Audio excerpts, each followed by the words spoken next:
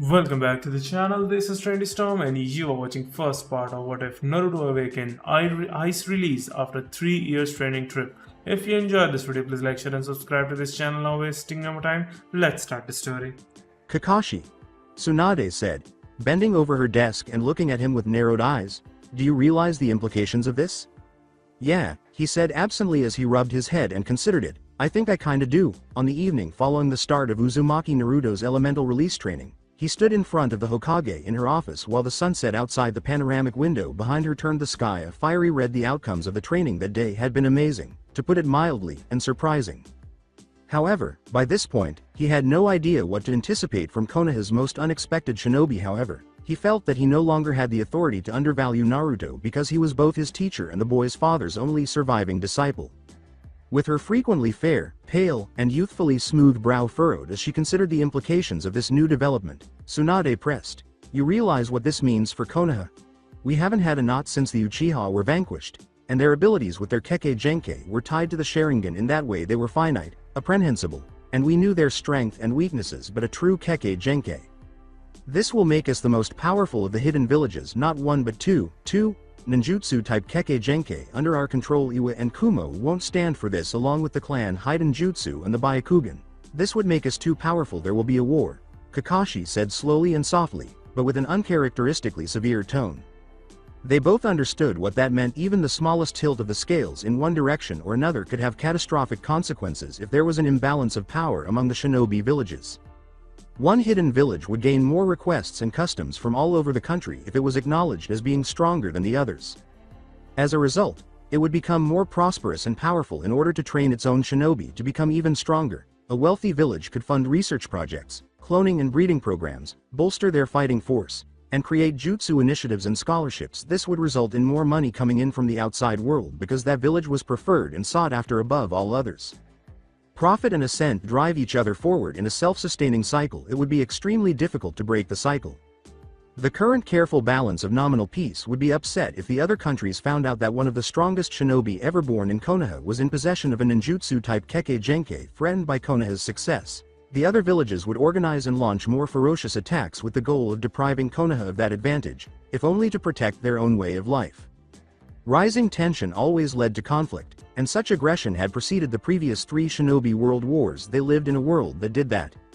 Tsunade leaned back in her chair and threw her feet up on her desk, pressing once more. How did this happen? Kakashi would have longed to sneer at her enormous breasts, her Brobdingnagian bosom, and her celestial cleavage, which had flawless, pale flesh and skin that jiggled slightly when she moved, but he was thinking about serious things now, not perverted ideas. I think his tenant, the Princess of Senju, grinned when it was mentioned that horrible creature has affected his body on a molecular level. The way the seal trapping it works, its chakra has seeped into his body since birth. It's poisonous, acidic, but his body has built up a tolerance to it and remade it into his own chakra. It has changed him on a physical level too. His senses are enhanced, his cheeks are whiskered, and his rapid regeneration. Are you saying that that thing, nearly snarled, has gone so far as affect the nature of his chakra? She waved him on, saying, in a sense, Hokage-sama. If you don't mind me speculating, I think he, like Sensei, had an affinity for futon and wind-based ninjutsu. And just like Sensei and his mother, he was particularly strong in Sweden too. After all, it was his mother's affinity, but because of the chakra of the beast leaking, his own chakra has been supercharged, expanded. Thus his second nature affinity, Sweden, has become just as strong as his primary, and so wind and water has gone together in him to create. He stopped and bit his lower lip under the disguise. Ice. Futon, Sweden. Tsunade raised one hand, then the other, and then pressed her palms together in a gesture of unification. Hyatten. Ice. Release. His father's name is sort of apropos for this, nay? Namikaze. Wave and wind. The simple statement, I don't know anything about that, was accompanied by a shrug from Kakashi. I've never looked into Naruto's family tree, on account of it being classified as a state secret, and Sensei Minato-sensei never discussed his family. I got the impression it was a touchy subject. So ka? Tsunade pressed a thumb to her chin and furrowed her brow even more. Her abrupt statement that Yamato is sterile made Kakashi wince. He questioned, so Tenzo Kahai can't have kids? Many people can't. What of it? As if lecturing prospective medical professionals, she stated in a matter-of-fact manner, in itself it's not unusual. Between 6 and 3% of the world's population are infertile by his age anyway. But Yamato is the result of an experiment. His chakra is a damn near clone of my grandfather's, though much, much weaker. Still, his abilities are some of, if not the most, useful and requested in Konoha. His abilities have opened doors to us we never would have taken otherwise, and his Kekkei Genkai, though powerful in its own, is at a fraction of its true potential. He can't carry it on, so the sole remaining person in the world with Shodem's Mokuton potential in their blood, she raised her hand, would be me. So if you had children, Hokage-sama, he began, but the Sannin interrupted him with a loud snort. A faint smile appeared on her cheeks as he turned to face her. What is it? Kakashi-kun, statistics don't lie, she said in an oddly gentle and somehow tone of longing. She was grinning subtly, as though she had grown accustomed to the fact that 3 to 6% of all women between the ages of 15 to 44 are infertile. All women, and it's a numbers game. However, Kakashi knew she was bleeding inside. Eventually the numbers will come up, and there's nothing anyone can do about it. He turned his shamed gaze to the floor and muttered, I'm sorry. Don't be, she waved in reprimand. I found out when I was 12 and never got my period. I'm almost 60 now, and I've gotten pretty used to the idea. They returned to the subject when she waved them on and shook her head. If the changes have been made to Naruto on a physical level, perhaps it's so thorough as to be cellular. Thus, it's likely to be present in his chromosomes, and thus likely to be inherited onto his children. Yamato, as a clone, has only a decade or two left in him, at the most. The natural degradation of cloned genetic material and all that, she said as Kakashi frowned in disbelief. When that happens, Naruto, as a user of the Hyatten, will be the only shinobi in Konoha with a ninjutsu-type Kekkei Genkai. We mustn't make Shodem's mistake and allow it to peter out of existence. He must have heirs to his Kekkei Genkai. What? Kakashi preferred the tone of his commander-in-chief. Her tone annoyed him greatly. What are you saying, Hokage-sama? He asked. His face turned pale under his mask as she spoke, and he silently prayed for forgiveness. Please pardon me, sensei, for what I intend to do to your son. In Training Ground 4, Naruto sat with a frown on his face. Long ago, darkness had fallen, and Yamato Taicho and Kakashi sensei had gone into town. He hadn't really been listening, whether it was a report, document, or something else. He had no real desire to understand, and he didn't really understand anyway. He concentrated solely on strengthening himself in order to finish Yondaimi's technique and use the power of the elements on the Rasengan. He could protect himself from Akatsuki if he did that. He could effectively defend Konoha if he did that. Perhaps he could bring Sasuke back if he did. However, despite his best efforts, he was unable to split leaves using just his chakra.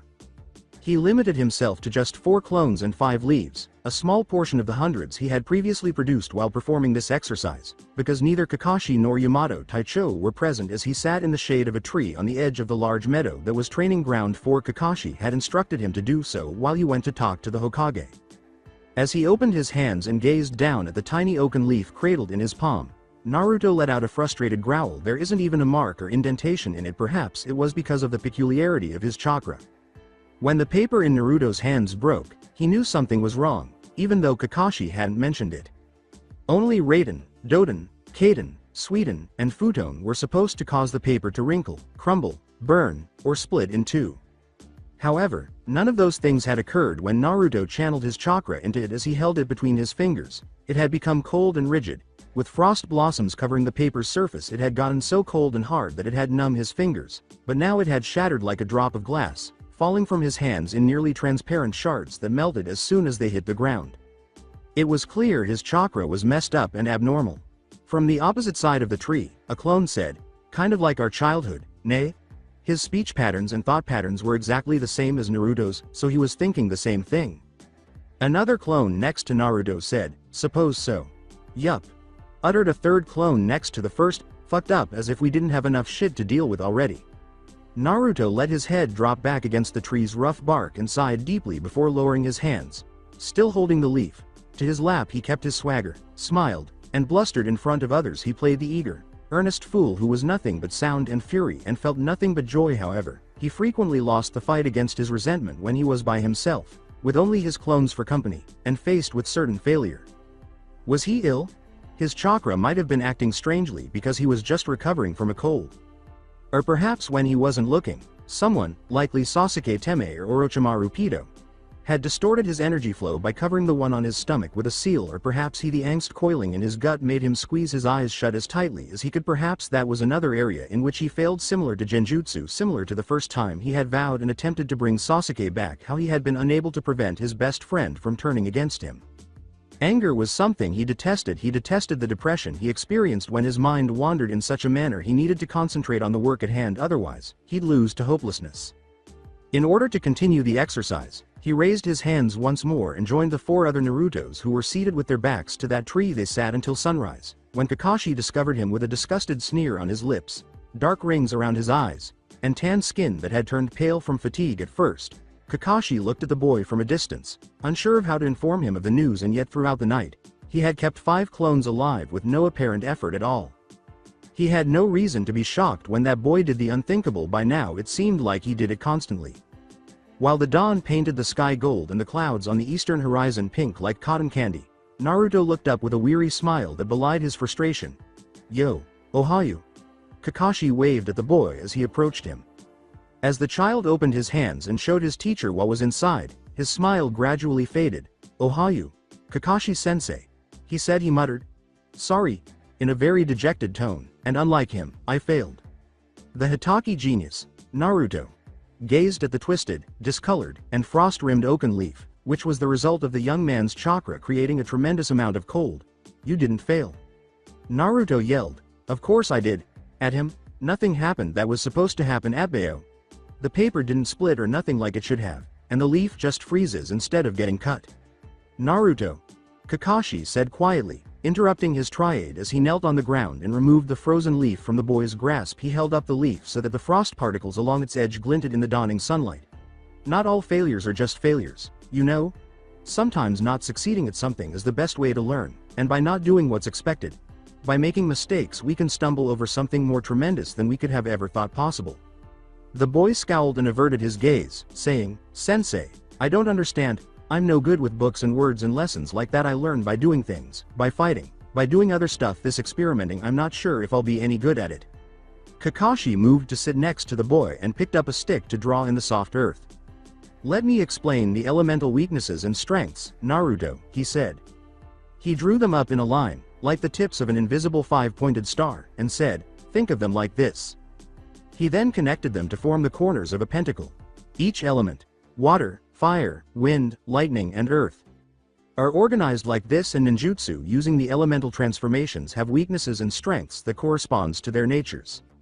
Earth is weak against lightning, as thunder scorches the ground and shoots electricity through it, but strong against water, which it can dike away or lead to other places. Water is thus weak against earth, but strong against fire, as water quenches flame and puts it out. Fire is strong against wind, as wind bolsters fire. Wind is strong against lightning, as it's a natural isolator, and lightning is strong against. He drifted off and raised an eyebrow. Naruto explained. Naruto nodded, comprehending the basic circle. "Earth, so which elemental transformation affinity do I have?" Naruto sighed predictably. "That will take some explaining," but Kakashi persisted. "Everyone can, if they train hard enough, make their chakra transform into any 4 of these 5. But most often for Junin level shinobi they have marginal capability of 3 or 2. I can't do Futon, wind-based chakra, to save my life, since my affinity is Raiden, lightning." Naruto asked, "So you can't use the element your affinity is weak towards?" Kakashi turned to face him, taken aback that the young man had understood the lesson and its implications. Was he a natural ninjutsu type, perhaps? "Quite correct, in most cases anyway, but that's not all. See, you've noticed other kinds of ninjutsu, haven't you? Tenzokahai?" According to the blonde, Yamato Taicho, the Sharingan master continued, unfazed, uses Mokuton, and many other shinobi uses other types of jutsu. The Nara have their shadow thing, the Akamichi have their fat thing, the Aburame have their bugs and stuff. They can do that because their chakra has unique properties, causing it to act in a certain way. This is called a Kekkei Genkei. Naruto cut in, "Like Sasuke's Sharingan? And yours?" Once more, "Sasuke wasn't Sasuke always the one?" "Sure, but think of it like this. If you aren't born with a very specific kind of affinity, you cannot use these special techniques. They are an expression of your special chakra, and you will have an easier time using them. Some don't have to be trained, using their Kekkei Genkei granted abilities instinctively, while others," gave Naruto an extended gaze. The young man couldn't help but squirm. "Others have their Kekkei Genkei hidden from the world until you have them start their elemental affinity training. Getting bored and eager to return to training and defeat Akatsuki and Sasuke, Naruto asked, "So what's my elemental affinity, Kakashi-sensei? Come on. Your chakra is strongly yang charged," made the Jinchuriki twitch his ears, as he struggled to understand what it meant. "And it is also, like Tenzo Kahai's chakra, a combination of two elements, which is really rare, you should know." "Which ones?" Having at last gotten some definitive answers, he was now even more eager. Kakashi said, "Futon and Suiten. With a certain amount of finality. You're the first to be born with a ninjutsu-type Kekkei Genkai in Konoha since Shodem Hokage, Senju Hashirama, and with your immense chakra you can most likely transcend even his achievements." "Be better than Shodiami?" Naruto asked in a way that was so strangled that it seemed as though he was choking on the idea's grandiosity. "Are you taking the piss?" The recollection made Kakashi speak a little harsher than usual. "You've fought someone who had little chakra, almost no training in his Kekkei Genkai, and still nearly managed to kill you and Sasuke. One with the same Kekkei Genkai as you." "Haku?" Naruto returned to his introspective thoughts about that devoted, smiling, ultimately doomed transvestite and the profound impression the boy had made on him. "Hyatten?" Kakashi nodded and said, "Yes, Hyatten. The elemental transformation of ice. Think back on what I said before about weaknesses. Sasuke has the double affinity, Kekkei Genkai, for Kaden and Raiden. What are these weak against?" Naruto nodded as he finally realized that Kaden is weak against Suiten, and Futon beats Raiden.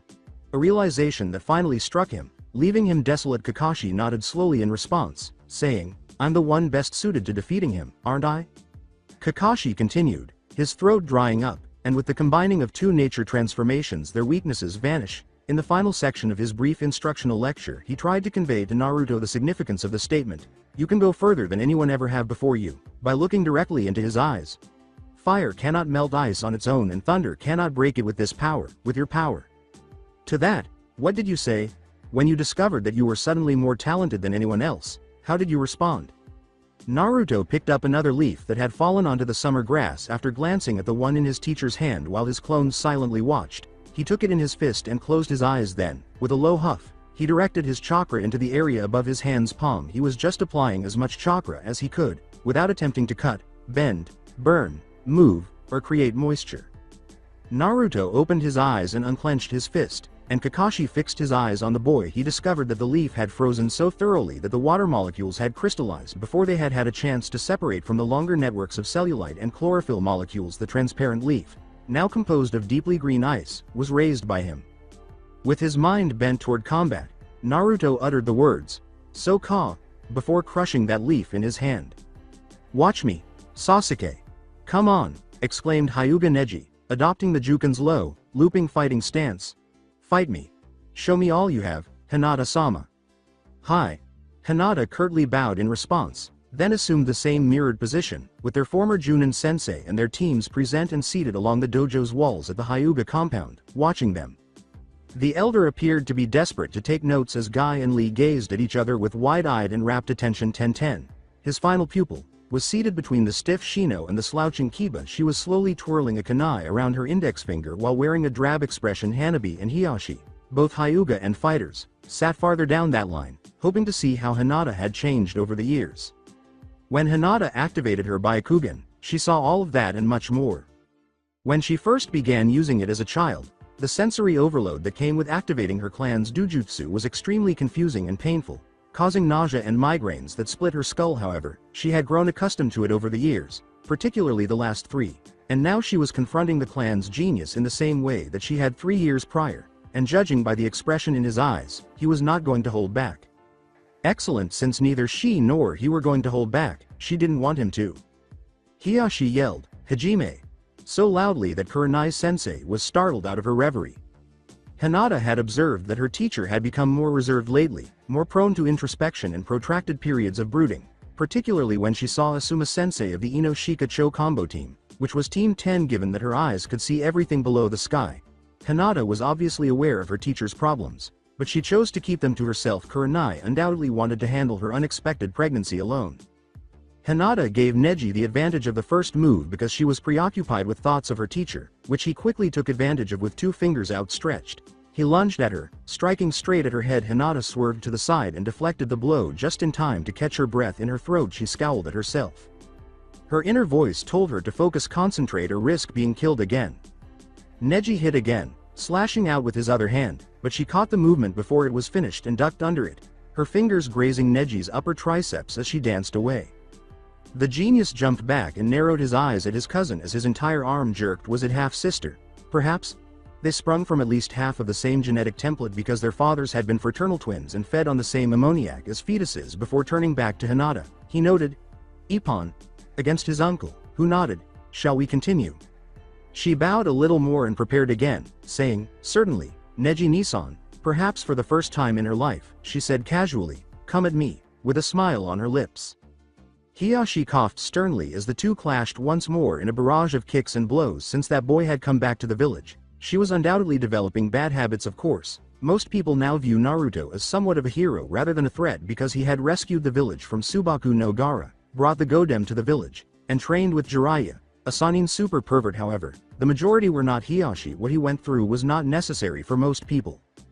Damn, always. When asked about her academy days, his eldest daughter would always respond with something like, "You wouldn't believe what Naruto-kun did," or, "Did you know what Naruto-kun said to Ruka-sensei?" She would blush whenever the boy was brought up at supper with the other members of the main branch of the Hyuga clan, all of them.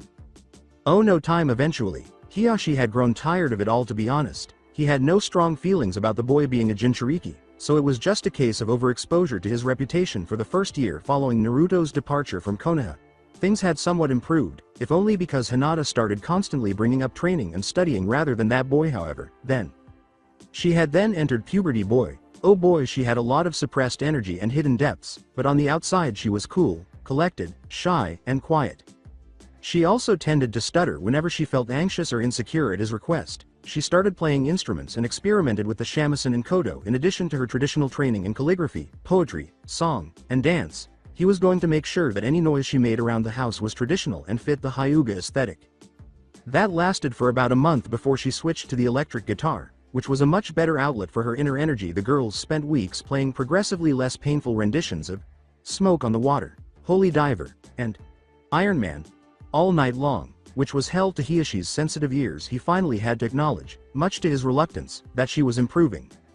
When she developed a fondness for the Tetsu no Kuni band Metallica, he stopped acknowledging that even his wife Hikari, who was always so kind and gentle and was now more likely to spend her days with earplugs in, was able to memorize at least 15 of the band's songs, and she was getting a little tired of insisting that the girl be given the freedom to follow her own artistic path.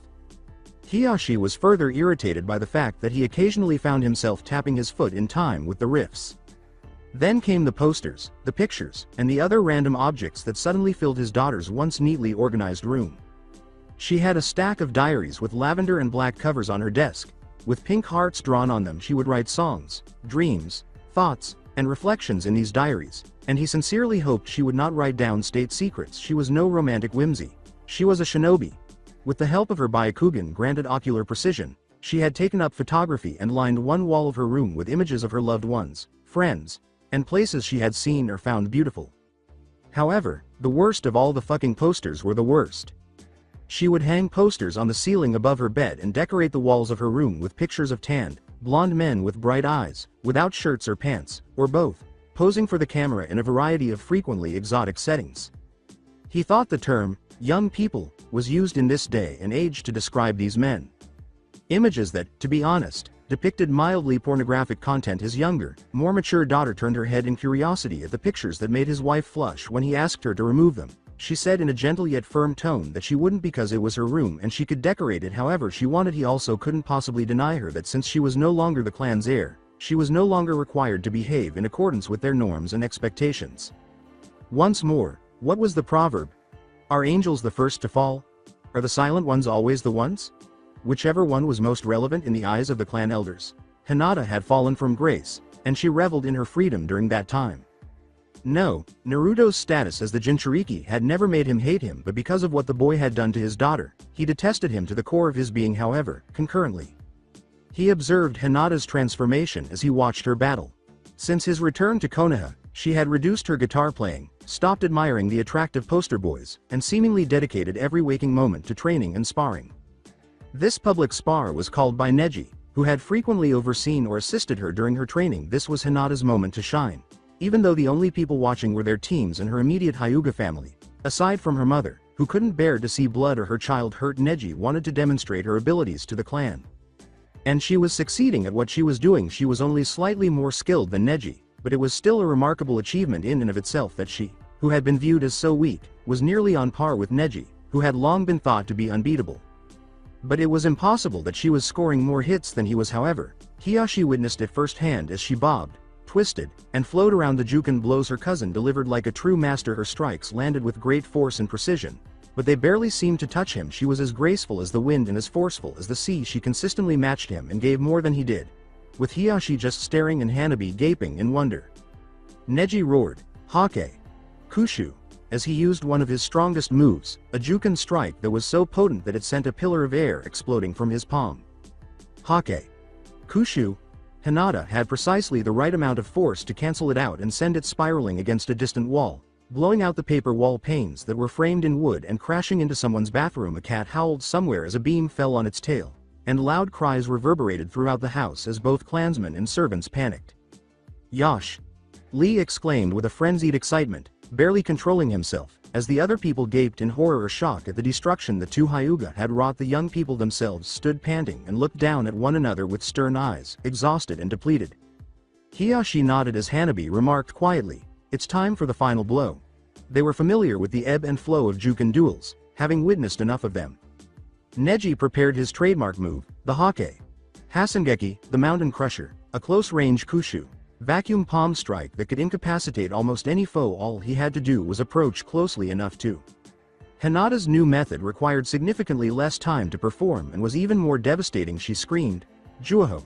and ran forward, her chakra forming indigo flames around her hand in the shape of a roaring lion with its jaws open in a primal rage. "Shiken!" she exclaimed. Everyone in the room was momentarily blinded by a tiny explosion that rocked the space at the epicenter of the explosion that hit his stomach. Neji stabbed out into the garden through the dojo's back doors. He was face down in the pool and completely soaked after falling unconscious in a koi pond with fish swimming up into his nose. Hiyashi blinked. He came to see how much he admired the Uzumaki boy for pushing his oldest daughter to achieve greatness. Hanabi gazed at her sister as if she were Buddha's physical form. Everyone else gaped. Ten exclaimed, "Neji-kun!" and leapt to her feet, frantically chasing after her teammate in the hopes that he wouldn't drown in the koi fish pond. With pride, Guy declared, "Most youthful, Hinata-sama," and demonstrated his patent-pending nice guy pose for her. "What do you say, Lee?" Lee exclaimed loudly, "I love you, Hinata-san," and leapt to his feet, causing the Hyuga's now frightened daughter to squeak like a mouse as she suddenly flew very close to her. "You must train with me. I shall absorb all your youthful vigor through." "Knock it off, monster brow." Kiba gave him a hard blow to the head, causing him to stop talking without even bumping his head. He gave Hinata a firm, "Great work, Hinata," signal. Shino gave a level, "Indeed," response, quite skilled. Since Shino rarely, if ever, gave her praise, it might as well have been a solemn promise on his part to name his first child after her. Kurenai gave Hinata a warm smile and put a hand on her shoulder, saying, "Great work, Hinata." At the mention of the sweat-red bean pudding she loved so much, she jumped up like a groundhog and grinned as brightly as the sun. "How about we go to dinner tonight? Yakiniku, with..." She knew Hinata had quite the sweat tooth. "Zenzai for dessert?" Kiba exclaimed, "Yash," as Akamaru barked in agreement from the Hyuga kennels, frightening the clan's domestic animals to the dismay of most. Kiba loved meat, especially yakinku, and even preferred it raw. Most agreeable. Shino turned his head as the superego to Kiba's ID and Hinata's ego. He never seemed to give a damn about food as long as his bugs had a piece. He considered sustenance to be essential and did not find much enjoyment in eating. Hiyashi said to her, "Hinata, wait," and Kurenai turned to face him. Both Hiyashi and Hanabi winced as though they had been hit, and Hinata grimaced unsurely, saying, "I think she does what she pleases, isn't that right, Hinata-chan?" "What? I'm taking my student out on the town, and since she's only the second favorite daughter." Sure. Kurenai-sensei." Hinata nodded and left the dojo with the rest of her team, leaving her family humiliated and Team Guy ecstatically and/or frantically applauding the defeated Neji. She said as they approached the Hyuga compound's grand doors, "IP probably shouldn't have." Kiba scowled and said, "Neji Teme only got himself to blame, like a certain blonde shinobi whose name could be mentioned. He was a simple boy who saw the world in black and white." Neji most definitely belonged to the latter group, which existed since he almost killed Hinata during their first Chunin exam. There were two types of packs. Pack and not pack. The Inuzuka are rumored to never forget the scent of someone who has wronged them, and so do they, punting you down the hierarchy like that. It's bull. As they left the main compound, Kurenai gently reminded them, Kiba, language. Kiba used a whistle to call Akamaru to his side. The compound then reverberated with distant crashes, frightened cries, and the thundering of a 400-pound beast of a dog's paws. Very well done, my dear, she said, grinning at the girl who was like a daughter to her. I think that in the entire village only Guy can beat you in taijutsu now. Yeah, Kiba said, smiling and winking at Hinata. Wait until you demonstrate that technique to a specific individual. Someone? Hinata asked in her usual low voice, her cheeks starting to flush. That particular way was he referring to? The blonde one, Kurenai added, grinning even more. The troublesome one was added by Shino in a manner characteristic of Shikamaru. With a lecherous smile, Kiba concluded, the one that always smells like foxes and ramen. Now, what's Kiba's 42nd rule of seduction? When Hinata stammered out, always have a CC condom ready. She was flushed since learning of her obsession with the blonde knucklehead. Kiba and Shino have made a concerted effort to strengthen their relationship by forcing her to find the courage to tell him about it after he forced everyone to throw up the contents of their stomachs. Shino gave some advice about how bugs mate, and Kurenai forbade him from ever assisting again. In contrast, Kiba was more enthusiastic but still strange, if in a different way. He shook his head and said, no, that's rule number 2. Akamaru jumped to their side, panting joyfully and letting his tongue loll out of his mouth. He handed off the majority of a door frame to his shoulders, along with the plaster and screws he had dragged out. Rule 42. Strength is sexy. He'll be incredibly turned on once he finds out you can kick his ass. As they left the compound's gates and headed toward Konoha proper, Kurenai furrowed her brow at her wolfen pupil, asking, where are you getting this from? Even though the conversation was ostensibly about Hinata, she didn't give it much thought as they went along. When she learned that Kakashi-sensei had promised Naruto-kun elemental transformation training, she began to consider developing a new technique of her own, something she could do to further the Juken arts. He served as her motivation, her work's end goal, and the source of her nindo, training, and musical inspiration to her. He was a never-ending source of strength, happiness, hope, and resolve. She wanted him to notice her more than anything else in the world because she loved him. She needed to get stronger in order to accomplish that. Her top priority was for him to see her. She prayed to herself, Naruto observe me. She was obviously unaware of Naruto's newfound power and how it would influence the future, just like the majority of the village. Let's just say that things were going to change drastically. Asuma-sensei. Asuma-sensei. Sarutobi Asuma was seated on the veranda of the main house of the Nara compound, the only clan manor that had a dense forest of trees enclosing their grounds instead of fortified walls, fences, and gates. This forest served as the habitat for their venerable deer. Asuma spent more time there than at the Sarutobi hold, which he rarely visited after the passing of his beloved father, or even his own studio apartment. He frequently spent time on that porch unwinding, playing shugi with his favorite student, and teaching the guitar to the student of his favorite girl. He looked down at the shugi board between him and Shikamaru and scowled, saying, Hinata, you're not minding the rhythm properly today. Hinata was sitting on the boards farther down, idly plucking at the strings of an acoustic guitar. 4x4, not 3x4, okay. Again, take it from the top. A blonde shinobi suddenly materialized, sprinting towards them along the dirt path, his tan skin glistening in the sunlight that streamed down from a clear sky due to his perspiration. Asuma's mouth twisted around the cigarette between his lips in a discordant grimace as Hinata's hand appeared to trip over the strings while he was yelling Asuma's name. He craned his neck around and gave her a glare, causing the young woman's head to fall forward and cover her face with a veil of indigo black silken hair. Take it easy with that thing, he said. You might have bought your electric guitar on your own, but that one is mine. I got it from a friend. Ignoring the quickly approaching blonde for the moment, Shikamaru muttered, I thought you said you killed her, as the Sarutobi outcast made his move. Asuma shrugged and said, well, she worked for the spymaster of the Lord Daimyo Zozen. She tried to kill me, then she tried to shag me, and then we fought together, and then she had to die orders. You know, didn't like it, but I sure did it. The Nara remarked, a troublesome chain of events, and moved his lancer piece to seize one of Asuma's pawns. What brought it about? His teacher's response was, politics. In the same tone as when discussing tapeworms, the corridors of power are walled with compromise and floored with poisoned daggers was something my daw would say. Clever old Todger. Him hope he watches over us now. The blonde orange wonder stopped in front of the veranda and the people sitting on it, kicking dust into the air from the dirt path. "Asuma-sensei," she exclaimed. "I need you to teach me." Asuma grinned and turned away from the game, taking a long drag from his cigarette and letting out a sigh. "Rude little bugger, aren't ya, Naruto-kun?" he asked. "Can't you see I'm helping Shikamaru stay on the top of his?" Shortly after Shikamaru informed him, "You will lose in 4, 5, or 6 turns, depending on what moves you make," the former Guardian of Fire grunted in annoyance and glanced at Naruto. Yo, Shika Pine." Naruto smiled, and the Nara air sputtering and choking at the moniker in outrage, since he's won already.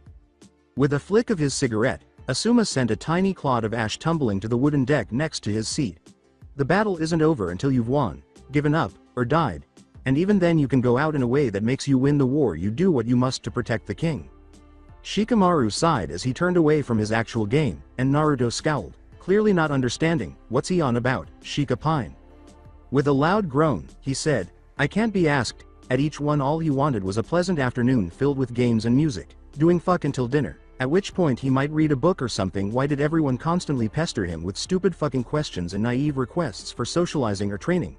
Something about what's most important in the world. Asuma arched an eyebrow at Naruto, who shrugged and said, "That's easy." She was both surprised and amused by his quick response. "Your family, that's the most important, nay," he said, a shadow appearing in his cerulean eyes. "The people precious to you, Abeyo, your comrades, your friends. Those who desert their fellows are as bad as garbage." The Sarutobi outcast furrowed his brow blankly. Wasn't he a little too wise for his years? "Okay, I'll treat you, Naruto-kun," he said with a quick nod, which caused the blonde to smile. "Was there something you needed my advice on?" Naruto snapped out of it, remembering why he had run all the way to the Nara compound. He exclaimed. "So I was doing some elemental affinity training or something, whatever it's called again, and since Kakashi-sensei is off talking to Tsunade Obachan again, I'm stuck with no teacher," he was grumbling like a neglected child. Asuma absently scratched his beard and asked, "So you're undertaking advanced ninjutsu training at your age? Impressive. You intend to make your own signature technique?" "You bet, Smoker Taicho," exclaimed Naruto, grinning broadly. "I'm going to complete the whatever affinity training, and make a really awesome jutsu worthy of a future Hokage." When his peer declared, "Everyone's training so hard even Hinata has been giving her all," Shikamaru snorted, "Huh. Oh yeah." Naruto snapped out of it and turned to face the girl, who at that moment appeared to want to hide behind her guitar. "How's digs, Hinata-chan? How is your training going?" She blushed as she said, "Fine, thank you," to him over the wooden rim of the acoustic box that held her guitar. "I'm working hard, and slowly getting stronger, I hope."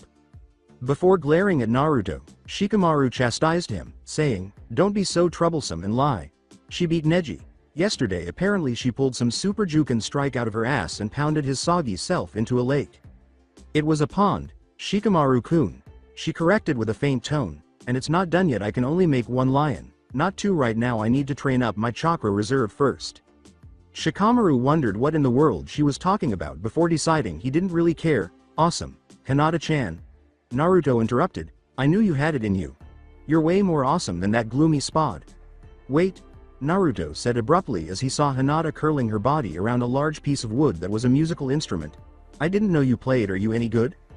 "I think so," she blushed shyly, as was her usual behavior around the boy she was interested in. From a distance, Asuma snorted, "Of course she bloody well is. She's gotten me to teach her, right? She's more than good, she's fantastic." "Right on, Hinata." Naruto stared at her in a strange resemblance to Guy's nice guy pose, and she swooned a little. Asuma glanced at the two children and gave a silent shake of his head in disapproval. Would they simply get it out of their system and shag already? It's a waste of valuable time to dance ineffectively around the person you love out of embarrassment because life is short. Awesome at fighting and awesome at music, too. We should totally spar sometime, Abeyo. Hinata? Oi, Hinata? The girl had turned a bright red and collapsed back onto the wooden deck, unconscious and prone, so it was useless. She had passed out once more. Naruto scratched his head and asked, "Why does she keep doing that when I'm around her?" Asuma felt the impulse to use gleefully excessive force to jolt him into rationality. "Anyway, Asuma-sensei." Naruto shrugged and turned to face the Sarutobi outcast. "How does futon feel to use?" Asuma thought that was a strange question. "Why do you ask?" "Well, I've sort of got a condition that makes it hard for people to tell what my nature affinity is." Naruto detested lying, but he had been sworn to secrecy yesterday morning after Kakashi had told him about his Kekkei Genkai. He had been advised by Kakashi-sensei to wait until the proper moment to reveal his Hyatten using abilities to anyone in Konoha, whatever it meant. However, he still required assistance, and since Kakashi wasn't there, he had to find another source. He thus inquired as to whether anyone in Konoha knew of any futon users. Perhaps he could learn how to use his own Hyatten properly if he understood how futon and suiten were supposed to feel on their own and how to control them. That made sense to him because it was a combination of the two. Nevertheless, he detested lying, particularly to those he knew. So I'm kind of going around, seeing if anyone can tell me what the elements is supposed to feel like when you use them. Maybe then I'll figure out what my nature release affinity is, and since you are the only one around these parts that has a futon affinity. I see. Asuma did find that a little suspicious, but Naruto was always completely honest and never lied despite his doubts. He might as well assist the boy. You want to feel how wind chakra is supposed to move, and how to make it do what you want, right? Yeah, that's it. Naruto nodded enthusiastically as Hinata gradually regained consciousness and drew herself out of her daze. So what is it? You can't force the wind with a straight pull or push, like you can with Doden or Kaden, or lead it along yourself like you can with Raiden. You've got to move it in circles. Otherwise it just rages on where it wants to go, and when you make it move you've got to split it in halves and make them roll against each other until you make a sort of edge. You can then use it to cut stuff, which is quite useful. As it turns out, if you don't understand, then you're probably not a futon type. I get it. Naruto grinned and nodded, fully comprehending on an internal level. Now that he thinks about it, his own chakra moved somewhat like that. Do you know anyone around who has a suiten affinity? Before forcing the filthy thoughts from his mind, Asuma caught himself admiring her soft skin and beautiful curves. Suiten? There's always Guy, but he's as far as you can get from a ninjutsu type and still be a shinobi or kurenai. But she's a genjutsu specialist, so she might not be the right one to ask. Try Naruto-kun. Down the road, there was a sudden blur, and Asuma felt a healthy chakra, with a scent reminiscent of fresh earth and a sound akin to tree leaves rustling over a gently bubbling brook. Asuma smiled and turned around to see the man who used to be known as Tenzo standing there with 3 other men who were all wearing Anbu masks. Yamato-chan, she exclaimed. Asuma always looked forward to seeing the somewhat stuck-up Mokuton user because it was a real pleasure to poke, prod, and otherwise annoy him. Yamato accepted everything in good faith most of the time. If you wanted to keep your sanity, you had to back off when he had this cold, murderous look in his eyes. Other than that, great guy, though a little awkward at parties. However, Kakashi was as well. Kurenai, on the other hand, was always the life of any celebration he attended. Asuma suppressed a twisted laugh before turning to face Yamato, and his carefree emotions were instantly transformed into worry. Although Asuma received no response from the 3 men pursuing him, he was aware that masked Anbu was never a good sign, and Tenzo did not appear to be happy at all. It seemed as though he truly wanted to be somewhere else or do anything different from what he was doing at the moment. Yo, Yamato-chan. Asuma reached for his trench knives without realizing it. What's going on? Yamato asked absently. Please do not a female honorific to my name, Sarutobi-san, before turning back to Naruto. The Hokage needs you to undergo a physical exam. Naruto-kun, related to an incident during your last mission. We're here to escort you to it. While the 3 he left behind exchanged long, bewildered glances, Naruto reluctantly nodded and proceeded. He turned to wave at them, suddenly looking as joyful as ever. Well, thanks for the help, Asuma-sensei, he said. Keep it up, Hinata, he said, turning to face the bashful Hyuga, who blushed and smiled tentatively. And don't forget, you and me got to spar sometime. Sure. Naruto-kun. She waved behind him as he followed Yamato and the other 3 enigmatic mask-wearing people. I thought he only wanted to spar. It wasn't a date or anything. She had to force herself to stop breathing rapidly at the thought. However, it could be somewhat similar to a date, don't you think? Perhaps she should put on her best GI, dress up for the event, and make sure she didn't do anything that would make him dislike her. Additionally, they might go to a restaurant afterward, and the other 2 shinobi on the terrace were preoccupied with other things while Hinata fought to avoid fainting again. Disinterestedly, Shikamaru observed, something is off around him lately, and Asuma nodded in agreement. The boy was acting strangely well, more strangely than Naruto usually does. Additionally, when Kakashi and Yamato were around him or mentioned him, there seemed to be a sense of unease, as though they were afraid he would lose it. It might have been explained if it had anything to do with the Kyuubi, but why would they have started now when neither of them had previously appeared to pay any attention to the beast? Yamato Taicho, was the sound Naruto made as he and his escort departed. What does using suiten feel like? Kakashi valued. Tsunade dono. Naruto too much to allow her to carry out this scheme. Please, I beg of you. He was prostrating himself before his mistress in a way he had never done to anyone else before, kneeling on the floor in front of her and pressing his forehead against the hospital's icy, ruthless alabaster white floor tiles. "Do not."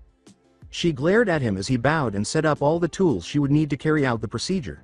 "Do you think I revel in this vileness, Kakashi?"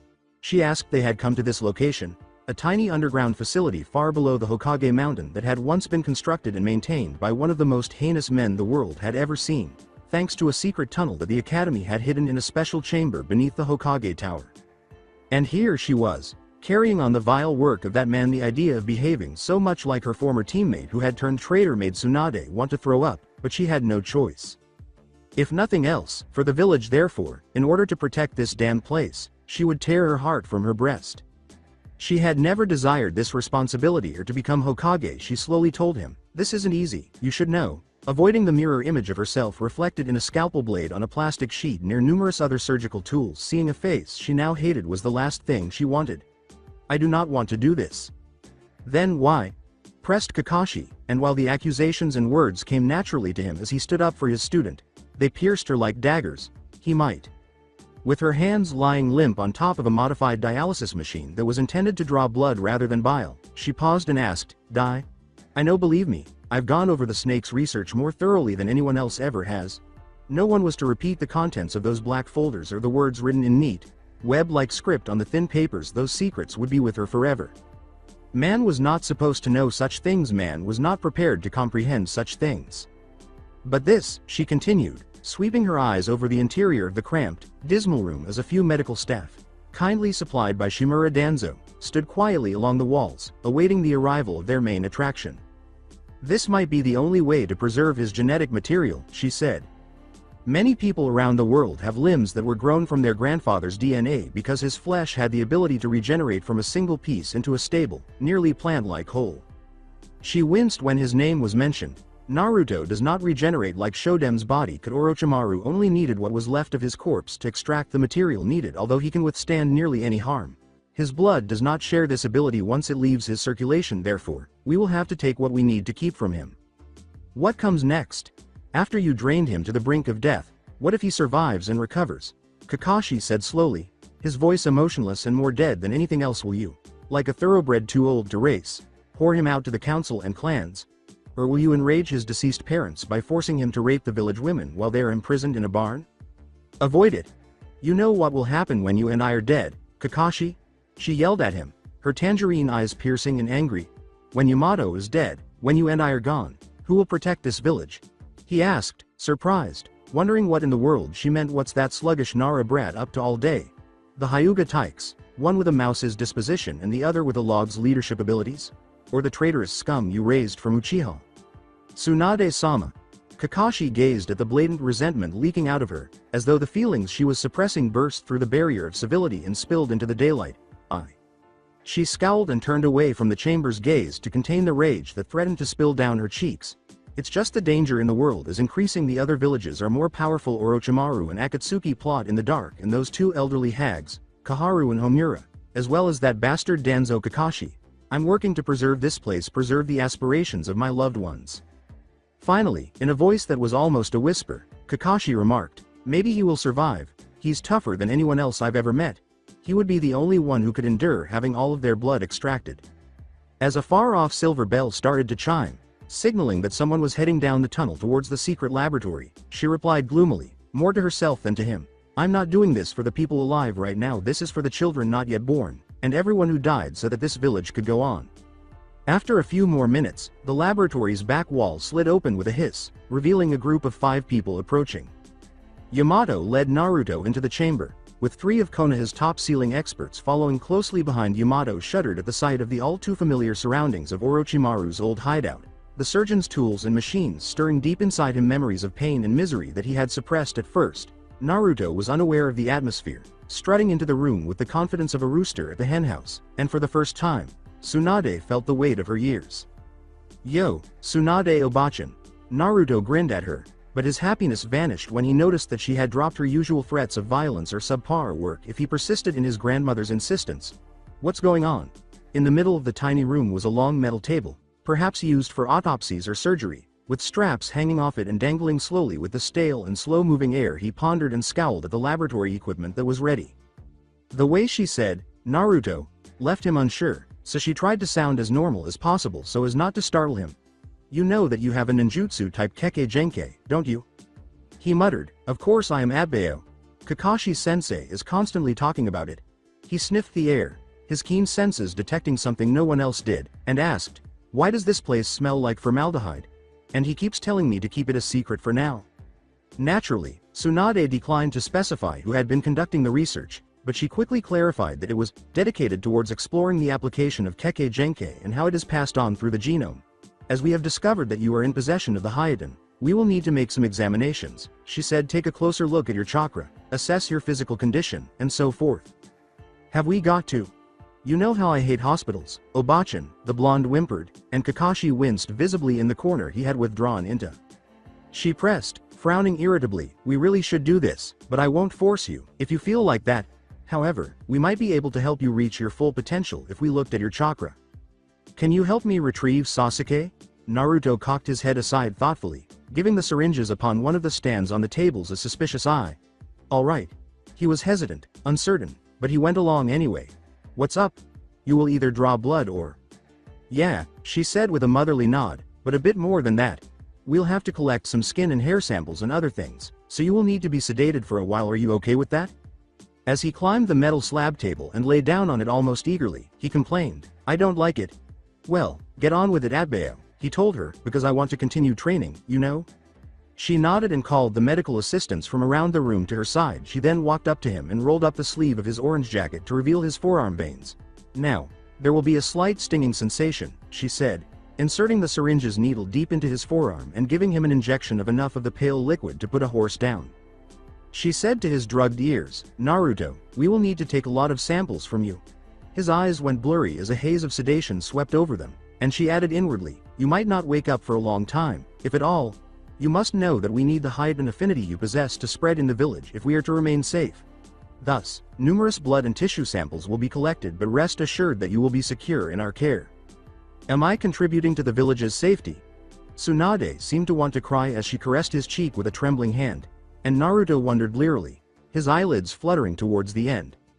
She grinned down at him and said, "Yes, Naruto, you are." "Yokata," was the last thing he said, a tiny smile briefly curling his lips before the listlessness of unconsciousness made his face slack and uninterested. Thus, Kakashi made himself observe, as his pupil was the only appropriate term for it was transgressed. He was stripped of his clothes and turned over to the four greatest sealing masters of Konoha, aside from Jiraiya-sama himself. The medics, who were all sworn to secrecy by the seals on their tongues, started working on him. They cut open his body, extracted tissue samples from all of his organs with needles so big that Kakashi felt sick just looking at them, and used modified dialysis machines to extract a lot of his blood, spinal fluid, semen, and glandular fluid. They scanned him, took pictures of his organs and skin, and documented every little detail of his physical condition. They examined his chakra using every tool they had for the job. Sensor types probing it, Aburame bugs feasting on it, Inuzuka sniffing it, Yamato's special chakra flowers taking root in his flesh. It was nearly impossible to watch. Even with all the attendants doing everything they could to help Tsunade speed up the process, it took hours and hours and more than half a day. Naruto may have been unconscious, but Kakashi could tell he was in a lot of pain. Naruto's heart stopped beating twice, and the Kyuubi nearly broke free 5 times. After spending numerous exhausting hours by the boy's side, watching non-stop, and ensuring that the boy was revived each time he approached death too closely for comfort, Kakashi finally had enough and, much to his embarrassment, he left the room, sinking to the dusty floor of the tunnel beyond with his head in his hands. Naruto needed to grow strong, needed to grow up strong, tough, love-bred tough warriors, didn't it? And he believed it had produced results. He had never helped the boy grow up. It had been better that way. Kakashi had a less than perfect record when it came to keeping people alive. He had kept his distance, watching the boy from a distance as he suffered. He had wanted to help him, wanted to reach out and soothe his hidden nightly tears, but he didn't. If not, all that suffering and loneliness would have been in vain. At least that was what he fucking hoped. He considered what Sensei would have said if he had been aware of what was going on. If he had known what his son was going through, if he had understood, if he had been angry, if he had been Hokage, but if he had been able to prioritize his son's life over the village's well-being. Although Kakashi may never have acknowledged it to anyone, He had always lived under the shadow of his master sensei was a genius and prodigy from birth, but he never allowed his position of authority to make him conceited or egotistical. He was a model student, a hero in the making, and ultimately a hero. He died in the prime of his life in a selfless act that saved thousands of lives, leaving behind a legacy that loomed over the village like his image carved into the Hokage mountain. One could not live up to such a legacy, but Kakashi had made an effort. However, failure had tainted his life at every turn, as he had lost his closest friends under his own watch. First Obito, the boy he had secretly admired for his strength, and then Rin, the girl he had come to love. He had also never had a family and had always cowled his face since his father's death, and even before that, he had always worn it up in public as Anbu. He had been effective, brutal, hardworking, and devoted to his men, but he had never achieved fame due to his own actions. They praised him for his Sharingan and his ninjutsu skills, but what was he beyond those abilities? He was definitely not a good teacher. His adorable little genin had only learned to hate one another under his tutelage. One had turned traitor, one had nearly died to stop him.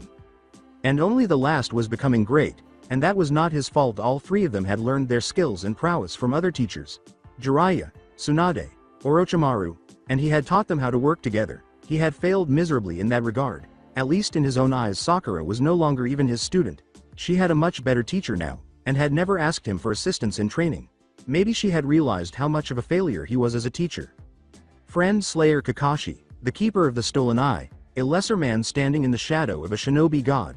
He could almost hear the voices of the dead mocking him. Kakashi Senpai. As he felt Yamato's presence, a voice snapped him out of his reverie and caused him to look up, meeting the eyes of one of his oldest allies. "How's," he said. "Tenzo. He's alive," the response said, and Kakashi felt a wave of relief so intense that he thought his muscles might melt. "Barely, but he's alive, and the process is finished as we speak. Hokage-sama is gathering the results."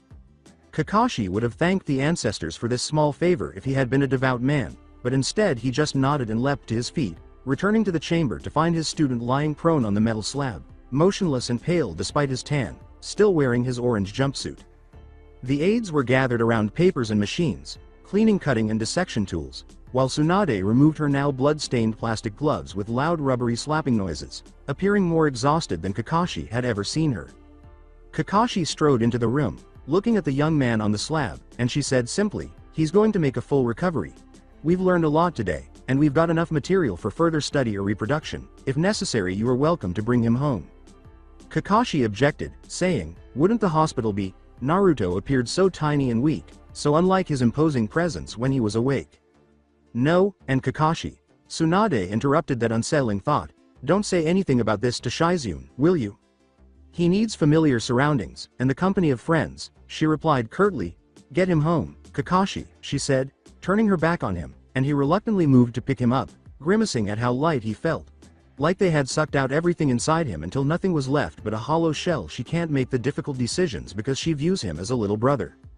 "Wakata, Tsunade-sama." Kakashi withdrew the final disciple he had left from that terrible place after giving a sharp nod. He quickly carried him home, tucked him under heavy blankets, and took off his outer garments before putting him in his bed. The cuts and incisions from the procedure were already healing, scabbing over and scarring, and soon to disappear completely, but his sleep was quiet, still, and he had a calm expression on his face. This was very different from Naruto's usual wild thrashing, sleep-talking, drooling, and snoring.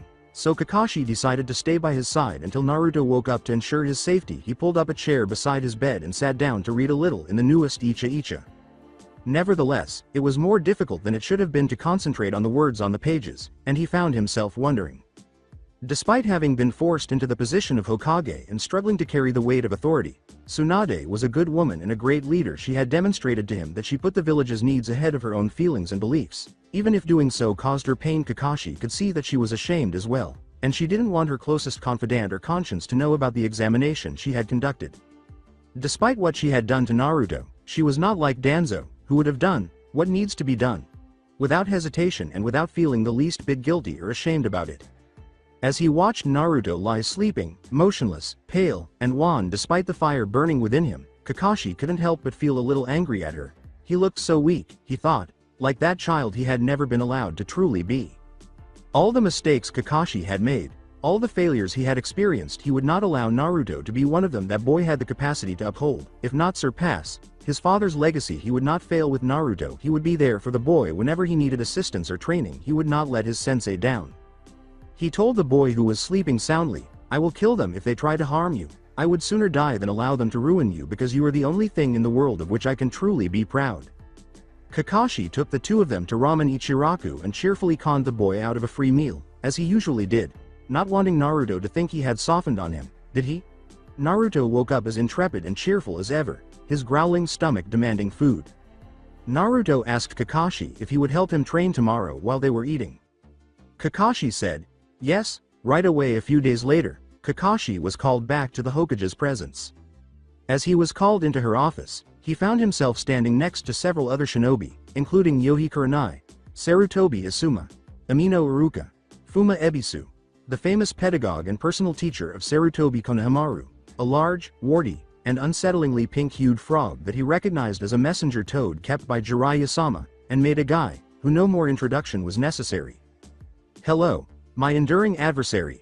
As soon as Kakashi walked into the room, Guy started to make a theatrical declaration, but he was cut off by a dull thud. Tsunade had slammed her sake cup into the table with the greatest force, her face wan as she rubbed her sleep-deprived cheeks, saying, "Shut your gob, you leotard-wearing ponce. I've neither the will nor the patience to endure your posturing right now," she said. "You're late, Kakashi," she said, her eyes darting dangerously upward. Kakashi apologized sheepishly, saying, "I got lost on the road to enlightenment and could not find my way back until Amida Buddha showed me." Before she straightened in her chair, she glared at Guy and said, "That goes for you too, Hitaki Shizune. Come in here with your scrawny ass." Naturally, Tsunade-sama. The younger woman hurried into the room, the last one to enter, and locked the office doors behind her before activating a sort of noise-canceling jutsu based on sound manipulation meant to dissuade those who would try to listen. And Kurenai frowned at that, as did Kakashi and Iruka, while Guy took it all in stride and Asuma personally didn't give a shit. "We have engaged privacy mode," she confirmed to her master. Tsunade rubbed her eyes and said, "You don't have to sound like a robot, honey." Her assistant and longtime pupil blushed at the well-known term of address, and Ebisu coughed awkwardly. "I'm sure you're all wondering why I called you here, even though you come from almost every social class in this village. You all have one thing in common. You are closely related to Uzumaki Naruto through your apprentices or personal connections." Tsunade Dono, what has he done? Ebisu polished his glasses absently. "Hokage-chan, did he add Tabasco to your sake once more?" Asuma pondered, and Kurenai gave him a stern look in response to the well-known honorific. Tsunade shook her head in denial, saying, "At least, not yet." "He's not in trouble, if you could stand next to me, Kakashi-san." "Everything said from this point onwards is classified as an S-class secret, and is effectively classified," she said, gesturing to the floor next to her seat. Her tone made it clear that she was not making any kind of request, and the white-haired Cyclops complied quickly. "And without protest there will be harsh disciplinary action, up to and including execution by beheading, if this information is disclosed to anyone without my express consent."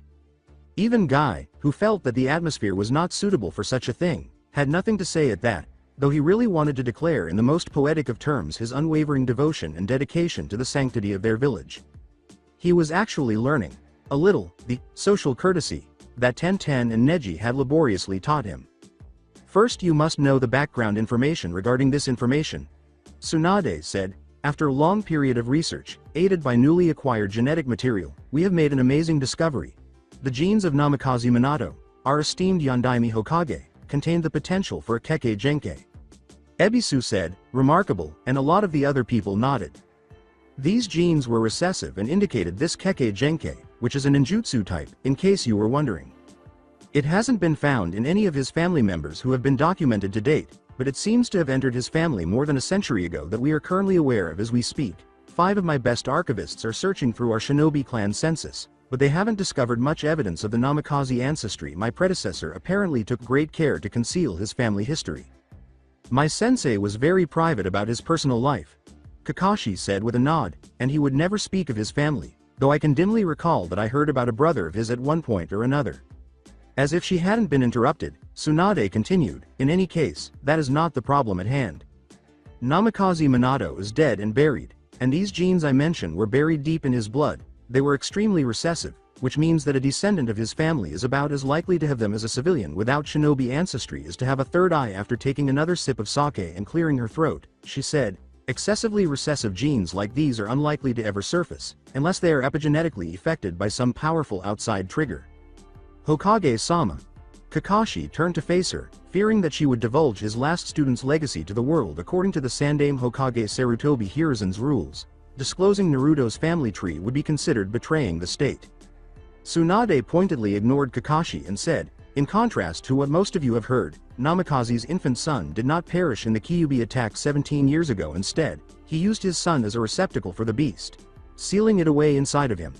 The last known scion of the Namikaze and Uzumaki clans, Uzumaki Naruto, was born Namikaze Naruto.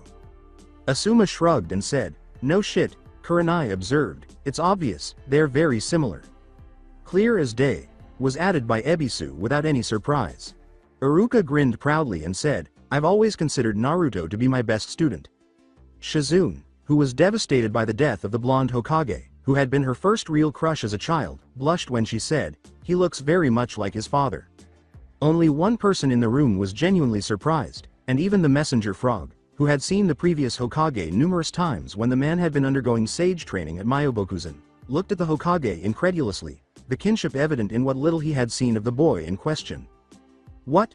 Guy exclaimed, struggling to pick his chin off the floor. How? Were we to believe that our young hero is related to our savior? How cruel the cruelest of fates can be. Kakashi, who wasn't exactly the sharpest tool in the box, grunted and put his palm to his face, swore inwardly at the green beast's lack of awareness. Finally, a little irritated by the interruptions, Tsunade continued, and thus Naruto had the recessive potential for this Kekkei Genkai I speak of in his blood. The presence of the Kyuubi seems to have been the factor needed to jumpstart this genome, so to speak.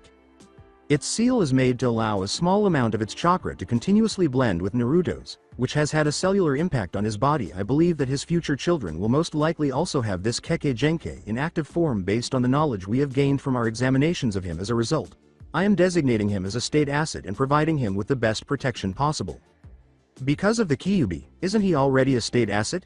Ebisu asked astutely. No, the Sandaime, my predecessor, believed it was best to allow the boy to grow up without the constant monitoring, protection, and censoring that would otherwise be provided.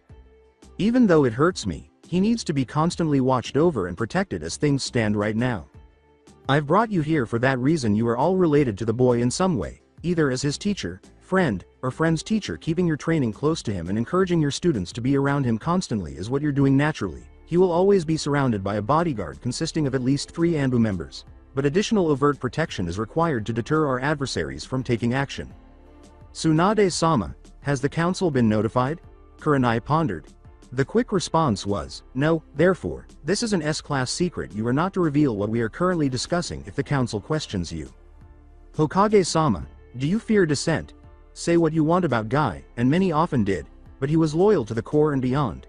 Guy wondered, he said, furious at the very idea of disobedience within the ranks of Konoha shinobi.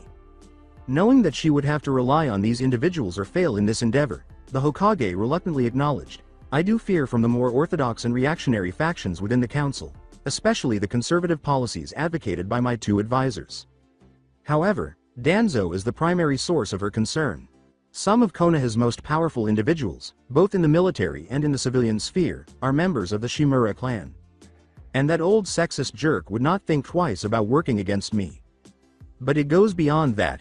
We all know Orochimaru's position on Kekkei Genkai, and he was a known associate of Orochimaru prior to his departure from the village, and I would see him free and happy, and eventually see him become my successor, she said, pausing as she reached for her cup again and discovered it was empty. In their hands, Naruto would be reduced to nothing more than a weapon, locked away to gather dust, while I know that he is the best chance we have against Akatsuki. Even Asuma reluctantly agreed with Iruka's resolute statement that, we all would. The Sarutobi pariah would have preferred Shikamaru to be the village leader, but he had come to the realization that the Nara would never have the motivation to pursue such a lofty goal. Pardon me, Hokage-sama, the Amino said slowly, but what is his Kekkei Genkai? Why haven't we noticed any signs of it in his past? After Shizune filled the Hokage's cup with Genju sake, the response was, that's something I can only speculate on. It appears that Naruto's Kekkei Genkai genes, which manifest as a Hyatten nature release affinity, were activated at some point during his early adolescence. Naruto came in contact with a Hyatten user named Hikusum almost 4 years ago, Kakashi stated. That was also the first time he actively used the beast's chakra. As Tsunade sipped her liquor, she thought, that might have been a trigger to activate the Hyatten genome. But it appears his chakra as a whole has not integrated his affinity properly, he therefore undoubtedly struggles with it, and he probably always will if he doesn't force himself to embrace that aspect of his heritage. Asuma said, recalling the discussion he had with Naruto 3 days prior, you are putting him through nature release training. Kakashi-kun. Has he shown any sign of actually using the Hyatten affinity? We've been working on separating his elemental chakra into Suiten and Futon, its component parts, Kakashi told the entire room, explaining that he had been late to the meeting because he had been sitting and considering ways to help Naruto realize his full potential. He seems to be able to tell that he can't use the affinity properly yet. He is doing incredibly well. Training is greatly accelerated by using hundreds of Kage Bunshin, and he picks up advanced ninjutsu quickly. With a sigh, Tsunade rubbed her forehead and said, perhaps it is better that he does not delve too deeply into the Hyatten affinity for now. If he draws too deeply of it, his entire chakra will be morphed into it, and his control is bad enough as it is. She licked her lips and left the rest of the sentence unsaid, saying, if he draws in too much of the ice. But Guy was determined not to let a chance for poetical expression slip through his fingers, and he saw a golden one at that very moment. With all the fear of the end, he said, the gates of hell would open if he joins his chakra with the ice within. He had no idea how right he was, and the room shivered. At the Hokage Tower, Hinata was contentedly searching for Kurenai, her sensei and team leader, when she happened upon something she shouldn't have known. Following the conclusion of the Hokage's meeting with the team leaders, Naruto's former teachers, and a messenger frog who would deliver all the information to Jiraiya-sama the super pervert, the majority of them parted ways along the Hokage Tower's hallways. With the exception of Sarutobi, Asuma and Kurenai, most of them. A few helpful villagers and guards who had seen Kurenai pass by the tower had led Hinata there because, even though they had no missions that day, she wanted to talk to the older woman about training and boosting her chakra reserves. Some guidance from her teacher wouldn't go amiss, would it? Then she found herself walking down a corridor when she abruptly overheard her sensei and Asuma having a private conversation around a corner. If Hinata had a bad habit, it was that she was prone to listening in on people and peeping into things she shouldn't have been allowed to know. Of course, being quite clever, perceptive, and possessing the Byakugan didn't exactly make things better. Huh. She stopped dead in her tracks when she heard Asuma's lowered voice, too preoccupied with the woman with the red eyes to notice the sudden Hyuga chakra in his vicinity. Is that your only statement? Kurenai replied as Hinata settled in to eavesdrop. Huh. Asuma slowly responded, idly scratching his bearded jaw, I didn't expect that of Kakashi's student, but he's the one you never see coming, right? Then, just when you believe you have him, he appears. He unexpectedly uses super jutsu and proceeds to skull fuck his way to victory. Kurenai slowly and almost reluctantly acknowledged, he is quite impressive. I wouldn't trade my own students for anything in the world, but it would be interesting to teach him sometime. Kurenai said we'll have an opportunity to do so now, I suppose. No shit, Asuma said, taking a cigarette out of a breast pocket. You don't mind if I. And you probably shouldn't do that around me anymore, she said, adding, we're indoors, Asuma. Hinata blushed at the kind and comfortable way her teacher called his name. Is that the reason you wanted to talk to me? To tell me that this thing we've got going? He wondered, his movements stiffening and his mood appearing to darken. Whatever the devil it is finished? Asuma, Kurenai sighed and put her hand to her face, her voice trembling, and she looked lost and uncertain, feeling like a girl again, just like she had been after her mother died, alone and unsure of what to do or say. She and Asuma, what were they? Just comrades enjoying the occasional shag, but their pillow talk was often so warm and affectionate, and despite the fact that he smelled like tobacco, he was great to cuddle with. He was trustworthy, funny, and most importantly, he was kind and good with children. They had many things in common, and they had many things in common, as it were. I don't know how to say this. He frowned in response, masking the internal hurt, saying, just say so. If you're breaking up with me, get rid of it. I want to hear you say if we're done. She whispered back, I'm pregnant, and Asuma halted. He simply halted. Kurenai continued, as if she had to, and it's yours. He had known they were exclusive, had been for nearly a year, and he trusted her. He had always trusted her.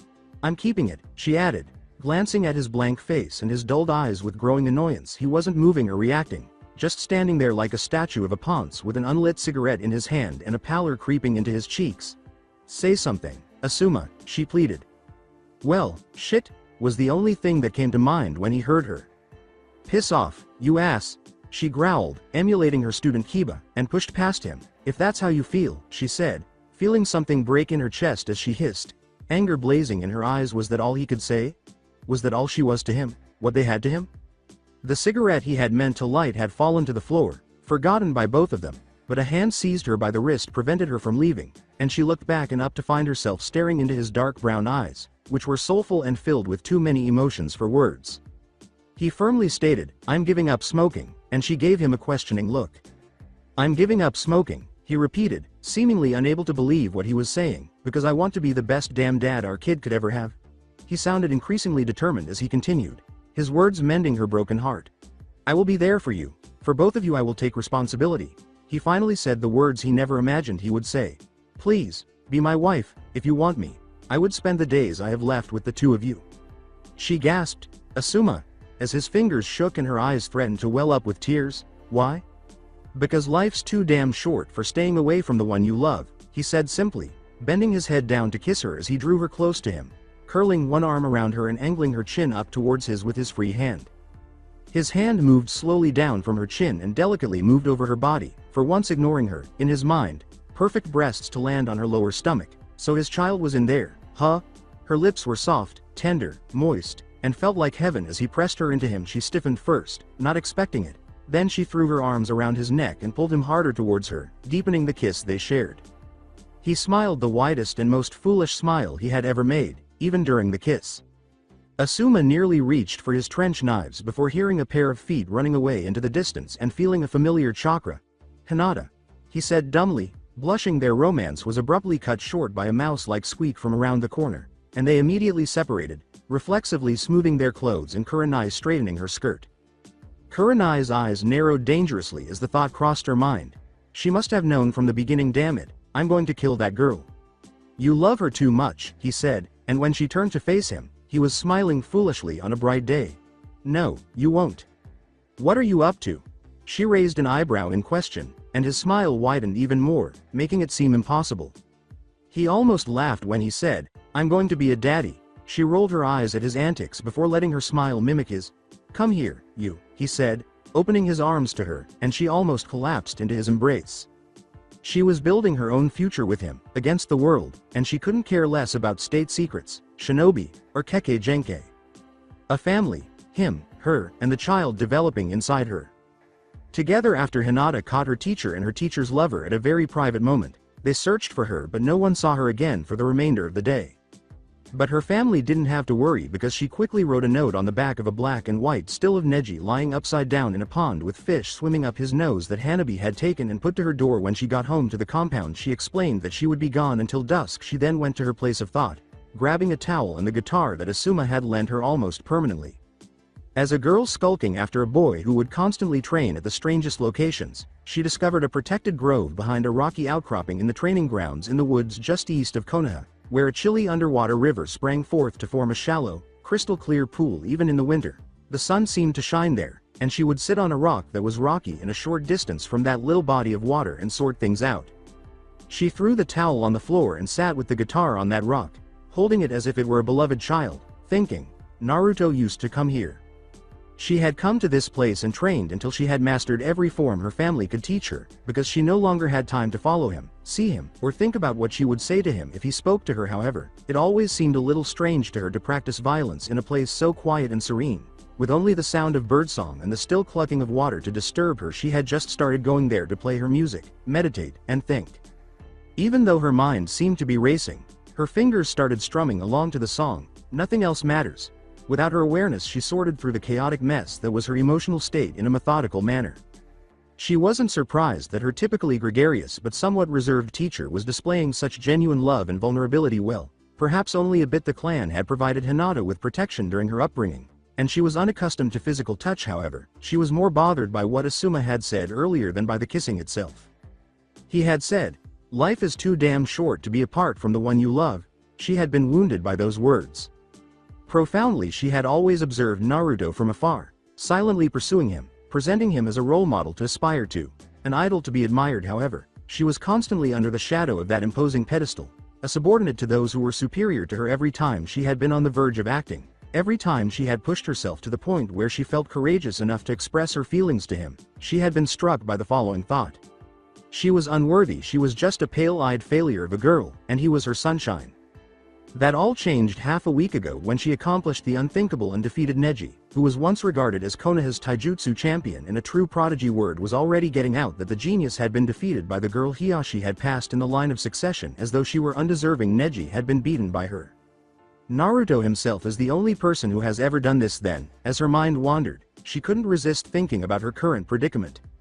She was competent, she was humble in every way, but there was no question about it, now she was among the best. Did she deserve him?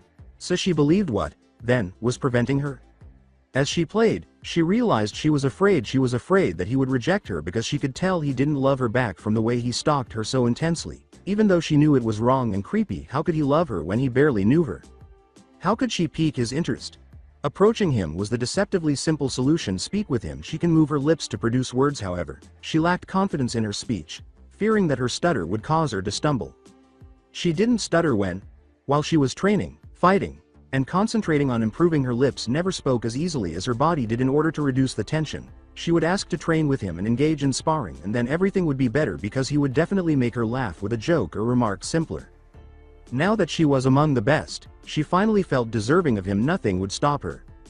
Life is too short to avoid the people you care about. She would grow stronger by his side from now on because she loved him, able to defend her family and her village from those who would try to destroy it. She strummed the final chord of, "And nothing else matters," and let the sound reverberate before fading into the stillness of that lovely day. It was a new day. Tomorrow it would be a better day, just the first of many. She was certain the following day marked the beginning of the transformation in Konoha.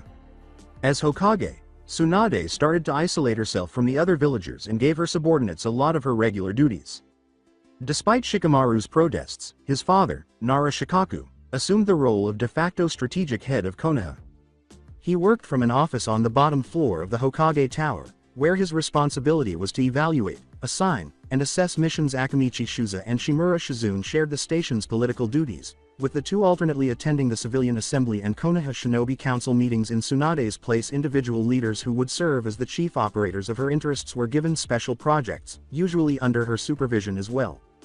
Naruto was fortunate that Project Hyatten was under the control of Hitaki Kakashi. He was granted permission to request as many resources as he needed for the project, within reasonable bounds, of course, and complete executive authority to take any action he deemed necessary to achieve the project's ultimate objective.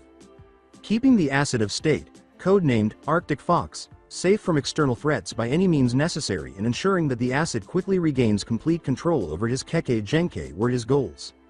Upon receiving the project binder and seeing the objective summary for the first time, Kakashi found himself frowning. Any means necessary. The mission statements for suicide runs, Anbu terror strikes, and assassinations against civilians used that wording. Tsunade was thinking, what in hell? Was she making mistakes, becoming unsuited to her position? Alternatively, had she been unfit from the start, as his suspicions grew? While this was going on, Tsunade locked herself in her office with a number of dark folder stacks that contained research that the Sandaime believed he had destroyed from the world, leaving behind nothing but his fugitive traitor of a student. Konoha quickly started to feel the burden of absentee leadership, since she only permitted Shizune and the few assistants she would assign to retrieve documents from the library to be in her presence. It could not continue this way, it would eventually have to reach a climax. Kakashi, however, savored the unexpected independence from power. He took full advantage of the moment and began to ensure that his pupil would never again be on a scientist's dissection slab. What about his Kekkei Genkai? If the information he was given was accurate, Naruto, or, as his dossier called him, Arctic Fox, would be better off not using his Kekkei Genkai to its fullest extent just yet. He would have to fight to grasp even a small portion of it, but once he did, the gates would open and the ice that was locked away inside would color and absorb his entire chakra. Using his Hyatten affinity would be like trying to climb a steep ramp only to find it ending with a 1,000-foot drop. The blonde bomb of a buster would probably have no control over it at all, and all it would take would be a push to turn the warm chakra he constantly radiated into icy cold. In order to improve the boy's chakra control, Kakashi chose to concentrate the training on the two Hyatten component chakras, Suiden and Futon, and as soon as he made that decision, he thought of the ideal way to train Naruto. He instantly grinned under his mask and set out to locate Shikaku. As a result, he arranged for Kurenai, Asuma, and Guy to congregate in his apartment on the eastern side of Konoha. They sat around the coffee table in his living room, holding papers he had drawn up, while Kakashi and Guy slouched in his armchairs and Kurenai and Asuma shared the Lawson-style sofa. Examining the mission drafts that Kakashi had created for them an hour earlier, Guy remarked, "This is a lot of work, Kakashi. Aren't you commonly disinclined towards doing this sort of thing?" Kakashi's response to that question was, because he was preoccupied with the idea of perfect sparring partners and group divisions. "What's that?" Kurenai remarked, "You're not usually this industrious, Kakashi-kun." As he and Asuma sat a little closer than they had in the past, Kakashi pondered whether something had occurred between them and assumed that it had been building for a while. "You're a lazy bum, mate." Asuma, as was his custom, was direct and unrestrained in his responses to questions and missions. His military background as the daimyo's bodyguard had deemed him succinct. "What's changed about you?" His response was limited to, "I've had a change in priorities." Before he looked up from his papers and concluded it was time to start working, he paused and corrected himself, saying, "First and foremost, I need your help. I need the help of your students, all of them." "What for?" scowled Kurenai. "Aren't they supposed to be Naruto-kun's bodyguards already when not out on missions? We can only take so much time out of." To cut to the chase, Kakashi said, "I've already cleared it with Strategic Commander Nara. Your teams has had their time on the mission roster cut in half, and their priority in the mission selection process set down to C. A priority indicated that you were specifically chosen for the mission. D indicated that you were removed from the roster, and B priority indicated that you had the same chance as anyone else of being chosen for a mission that didn't require any special skills. Your students will spend the time they have left over training with Naruto, that way you can at least gain something out of being his bodyguards." Kurenai asked, "Will we get paid?" Kakashi looked at her, wondering why she was suddenly worried about money when she had never had much of it before. "Oh, so that was why she was sitting so close to Asuma." Kakashi said, "Well done. Don't worry. You will be given pay from out of the treasury as recompense for missing out on missions, and a fairly substantial wad of dash it is. You'll be able to put the kid through the best schools in the country if you stuff it in a mattress instead of spending it." Inquiringly, "You are with child?" Guy's fuzzily arranged eyebrows rose high on his face, almost as though they were trying to conceal themselves in his hair. "Congratulations. Who is the father?" Asuma complained, "Who do you think, dickhead?" But Guy's radiant smile turned to him, and he started to smile like a child who had just received a favorite gift. Kurenai smiled at them and said, "I'm only 11 weeks along, so you can't really tell yet, and we hadn't planned on telling people just yet," she said, glancing at Kakashi. "But it seems you can't hide anything from Sharingan Kakashi." His pleasant mood was quickly destroyed as he muttered, "You'd be surprised," and considered the darkness in Sasuke's heart that he had not noticed festering until it was much too late. "Anyway, sorry to cut the well wishes short, but we're kind of on a schedule here, so if you don't mind." "Go ahead," Kurenai said, his smile turning into a wry, Kakashi Taicho, smirk. "My codename in the Anbu was Inu," he said. "In case you were wondering anyway, I have an idea for training Naruto to master advanced ninjutsu, which will most likely result in an S-level jutsu. If his track record is to go by, this training will be good for your students too." He clicked. "How so?" Guy frowned in question. "None of my cute students are ninjutsu-type shinobi, and Shino-kun would have trouble with channeling elemental ninjutsu without harming his buds." Kakashi challenged his alleged rival's presumptions by saying, "Actually, I have some theories about that," he added, "and we won't just be training ninjutsu." A rhetorical question. "How does Naruto learn anything?" "He learns by doing," Asuma said with a shrug. "I knew a guy like him in the Guardian 12, Shinki was his name. Dumb as a bucket of hammers when you put a pen in his hand, but absorbed information while in combat like a sponge does water." Kurenai asked, "He's a tactile learner? A kinesthetic approach, then?" Kakashi nodded. "Precisely. He learns by doing, and thrives under pressure, so this is what I have in mind. He keeps making hundreds of shadow clones, just like we have been doing, but have some of them fight your students. Applying what he has learned sparring with Naruto will aid their skills too, especially if you want me to introduce them to advanced ninjutsu. There's no doubting that you're the foremost ninjutsu expert in Konoha, my eternal rival," Guy said with some force. "But a jutsu can fail, a fist or a blade shall never betray you." The assurance in response was, "I'm not talking about changing your students' entire fighting styles, just adding a little diversity to their repertoires, a couple of tricks up their sleeves that one day save their lives, you know?"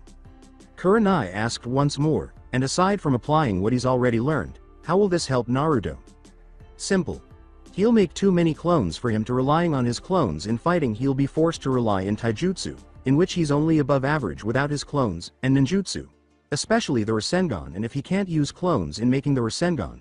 He drifted off and allowed the suddenly beaming guy finish his sentence. If he learns how to make the Rasengan with only one hand, his chakra control will subsequently be immense. Right on, only when he's at a very high level of chakra control am I willing to let him take the plunge and start exploring his Kekkei Genkai. Kakashi said. We have no idea how his Kekkei Genkai will act once fully manifested, and I want him to be prepared. Asuma pondered. What do we tell our students about this? The brats ought to have questions, just saying. The truth? This was the obvious difference between Kakashi and other shinobi, but he didn't think it was necessary to keep secrets from his fellows unless it was absolutely necessary. He had only kept Naruto's father's identity a secret because the Sandaime, a man he greatly trusted and respected, had requested it. He found himself reflecting on Tsunade's frantic remarks from a few days ago. Her choice of words regarding the Konoha 11 characters, we might as well give up already. It's better than them stumbling over the wrong conclusions or make them suspicious from all the secrecy. Guy nodded. True. Though I hate to go against Hokage-sama, you are in charge of this mission. Kakashi, you do what you think is best. Kakashi shook his head in. No, I'll do what is right, and nothing less than that. If it meant losing his head, he would do what was right for his student. I'll deal with any repercussions personally. As you act under my orders, we'll get started tomorrow, at dawn. At Training Ground 4, I've reserved it indefinitely until the project has run its course. Right on, Asuma nodded, his fingers twitching slightly as his nicotine addiction resurfaced. You wouldn't have anything to drink around here, would you? Guy enthusiastically agreed. I could go for a pint myself. Kakashi shrugged, saying most of what he had wanted to say, and went to his kitchen and liquor cabinet. Kurenai called out, just water for me, thank you, and Asuma instantly started smiling foolishly once more. So, Guy said to her, when are you due? As Kakashi came back with 4 glasses, one of which was filled with water and a bottle of sake. And the problems of the days ahead were temporarily forgotten as they conversed like friends. Kakashi remarked with mild amusement that it appeared that there was no consistent pattern in how the Konoha 11, and Sai, reacted to the news that Naruto had a Kekkei Genkai. I see, was Shino's straightforward statement, as level and emotionless as ever.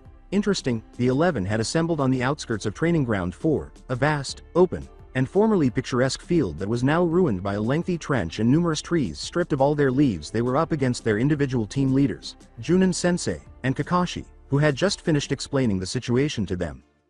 Well, that's a wrench in the works, isn't it? Shikamaru complained, massaging his scowling forehead. Troublesome. Naturally, Naruto wasn't with them. He had been down in the far trench, working with 100 or so clones to wet the walls with nothing but his chakra, long before the others had arrived. Most likely, he was unaware of their presence. How's that, Shikamaru? Asked Choji frowningly. I think it's bloody awesome. Kakashi had only mentioned that Naruto had a hitherto unidentified Kekkei Genkai.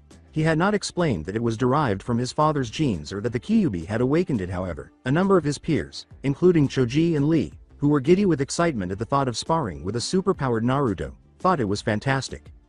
In response, the Nara rolled his eyes and sighed. It's an unknown variable.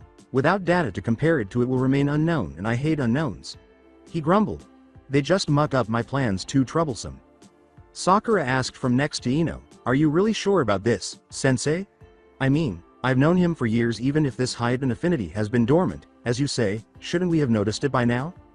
Kakashi shrugged and said, Sakura, I don't have all the answers, and I can't say that most of what I can answer won't be based on guesswork and information gained in a questionable way. Despite her slight social anxiety and small voice that could be heard by everyone, Hinata abruptly spoke up from the back of the group, asking, how did you find all this out? For once, they all observed, there was not even the slightest hint of a stutter in her voice when she asked, have Hokage-sama made some sort of examination of Naruto-kun? Studied his Kekkei Genkai? Darkly, Kakashi affirmed, I'd rather not say, some of it's secret by very old laws and the rest. Suffice to say, he was taken apart and put back together in order for us to find out what caused all of this. They believed that he was using metaphors in order to prevent Sakura and Ino's opinions of their master from being completely destroyed. He would prefer to hold off on telling them about it. Or until he could provide them with evidence, given that Inuzuka shinobi were known to harbor resentment and that Kiba had previously viewed Naruto as a rival, which Kurenai claims he still does. He turned to Kiba and said, I'll tell you about it some other time, but for now, any other questions? Things you need to get off your chests? Nope. Kiba and Akamaru shook their heads, which was entertaining for a dog the size of a horse. Finding this out, he's top dog now. and there ain't a thing I can do about it, just gotta settle into the beta role, I guess. Huh, was Kakashi's only response that demonstrated to him what transpired when he assumed certain things about these children. Anyway, this is what we'll do, Lee, Ten and Neji. You are all unsuited for advanced ninjutsu for one reason or another. I want you free to spar with Naruto at all times, keep him on his toes, pressure him, goad him into using what I've taught him over the last few days. To his master's gleeful approval, Lee exclaimed, Yosh. His teammates sighed and rolled their eyes. The rest of you. Kakashi turned to face the other members of the group, specifically the Ino Shika-Cho trio that made up Team 10. I'll start with the basics of nature transformation with you.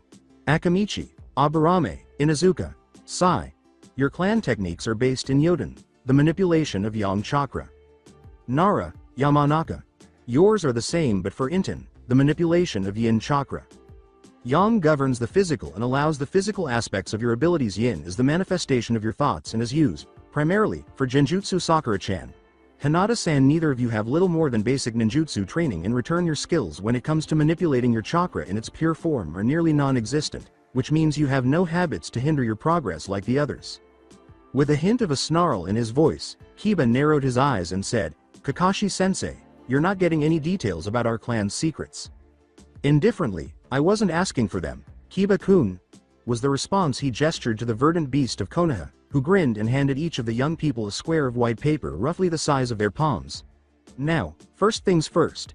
I need to know your nature release affinities, so if each of you would please take a single note of chakra-sensitive paper, which Guy will be handing out. However, he discovered that Ten, his only female student, was pointing at him with her hand. She placed her other hand on her hip and said, What, sensei? You think I would sell for playing second fiddle to broody and bombastic forever?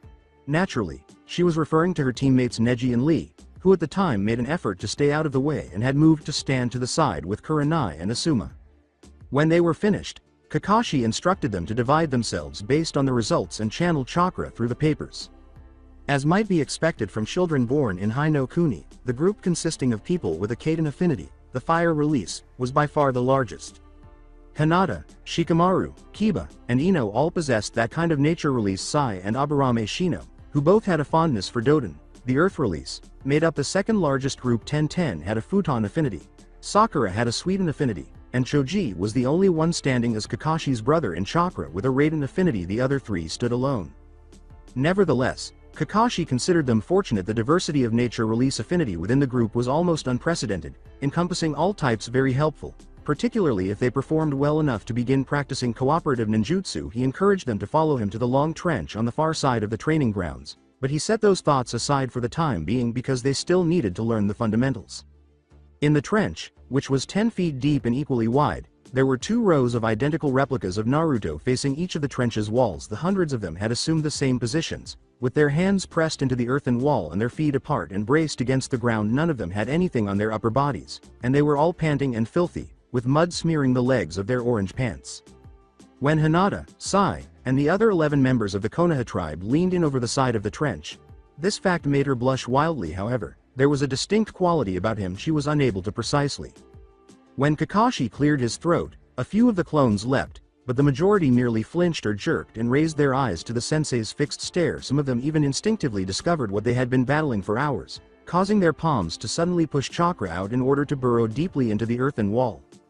Naturally, Hinata was standing directly above a clone that did exactly that. If she was lucky, naturally, the outcome was that the ground beneath her feet started to turn to mud, burying the unfortunate clone in a wave of slimy dirt, and with nothing to stop her, Hinata ended up sliding into the ditch. The bottom of the trench rose up to meet her, and she had no time to think. My hair was just washed. However, she never hit the ground or got her clothes dirty because she was ensnared by powerful, steady arms. The owner of those arms then leapt high into the air and left the trench, and Naruto's clones all detonated. Hinata clung to the one that had captured her and let out a distressed eep. That she knew was unworthy of a true shinobi. She idly observed that he had a broad, muscular chest that was smooth and bare, and based on the hardness of his muscles and the flatness of his chest, he had a musky, albeit pleasant, smell. Oh no, she sincerely hoped that she hadn't. A set of vivid blue eyes was staring back into hers when she looked up because she clung to him even as she struggled to keep from fainting. Her mouth dried up, her heart pounded frantically in her chest, her knees shivered, and her cheeks heated to almost infernal temperatures. With mud-stained cheeks, Naruto grinned at her while clinging to her. You should be more careful, Hinata-chan. I tend to get a bit heavy on the environment at Bao. She may have been dreaming, but she felt his arms slightly curl around her as he continued to hold on to her, his smile gradually disappearing and his gaze becoming more intense as he cocked his head slightly to the side. The butterflies in her stomach suddenly grew to the size of Inuzuka mastiffs. The expression in his eyes, he didn't appear to be hungry. All of a sudden, she felt both turned on and scared. She reached out to pat his cheek and said, "Thank you, Naruto-kun." As she took a deep breath of his musky, masculine scent, the pat evolved into a simple handshake over his whiskers. "Why, you can put me down now." Naruto shook his head violently, snapped back to reality, and quickly swung her around, nearly dropping her before he planted her feet firmly on the ground. "Sorry about that, Hinata-chan." He gave her an apologetic smile, blushing in an almost perfect reflection of her on a bad day. "I didn't want you to get your jacket dirty, you always wear it, so you must like it at Bao."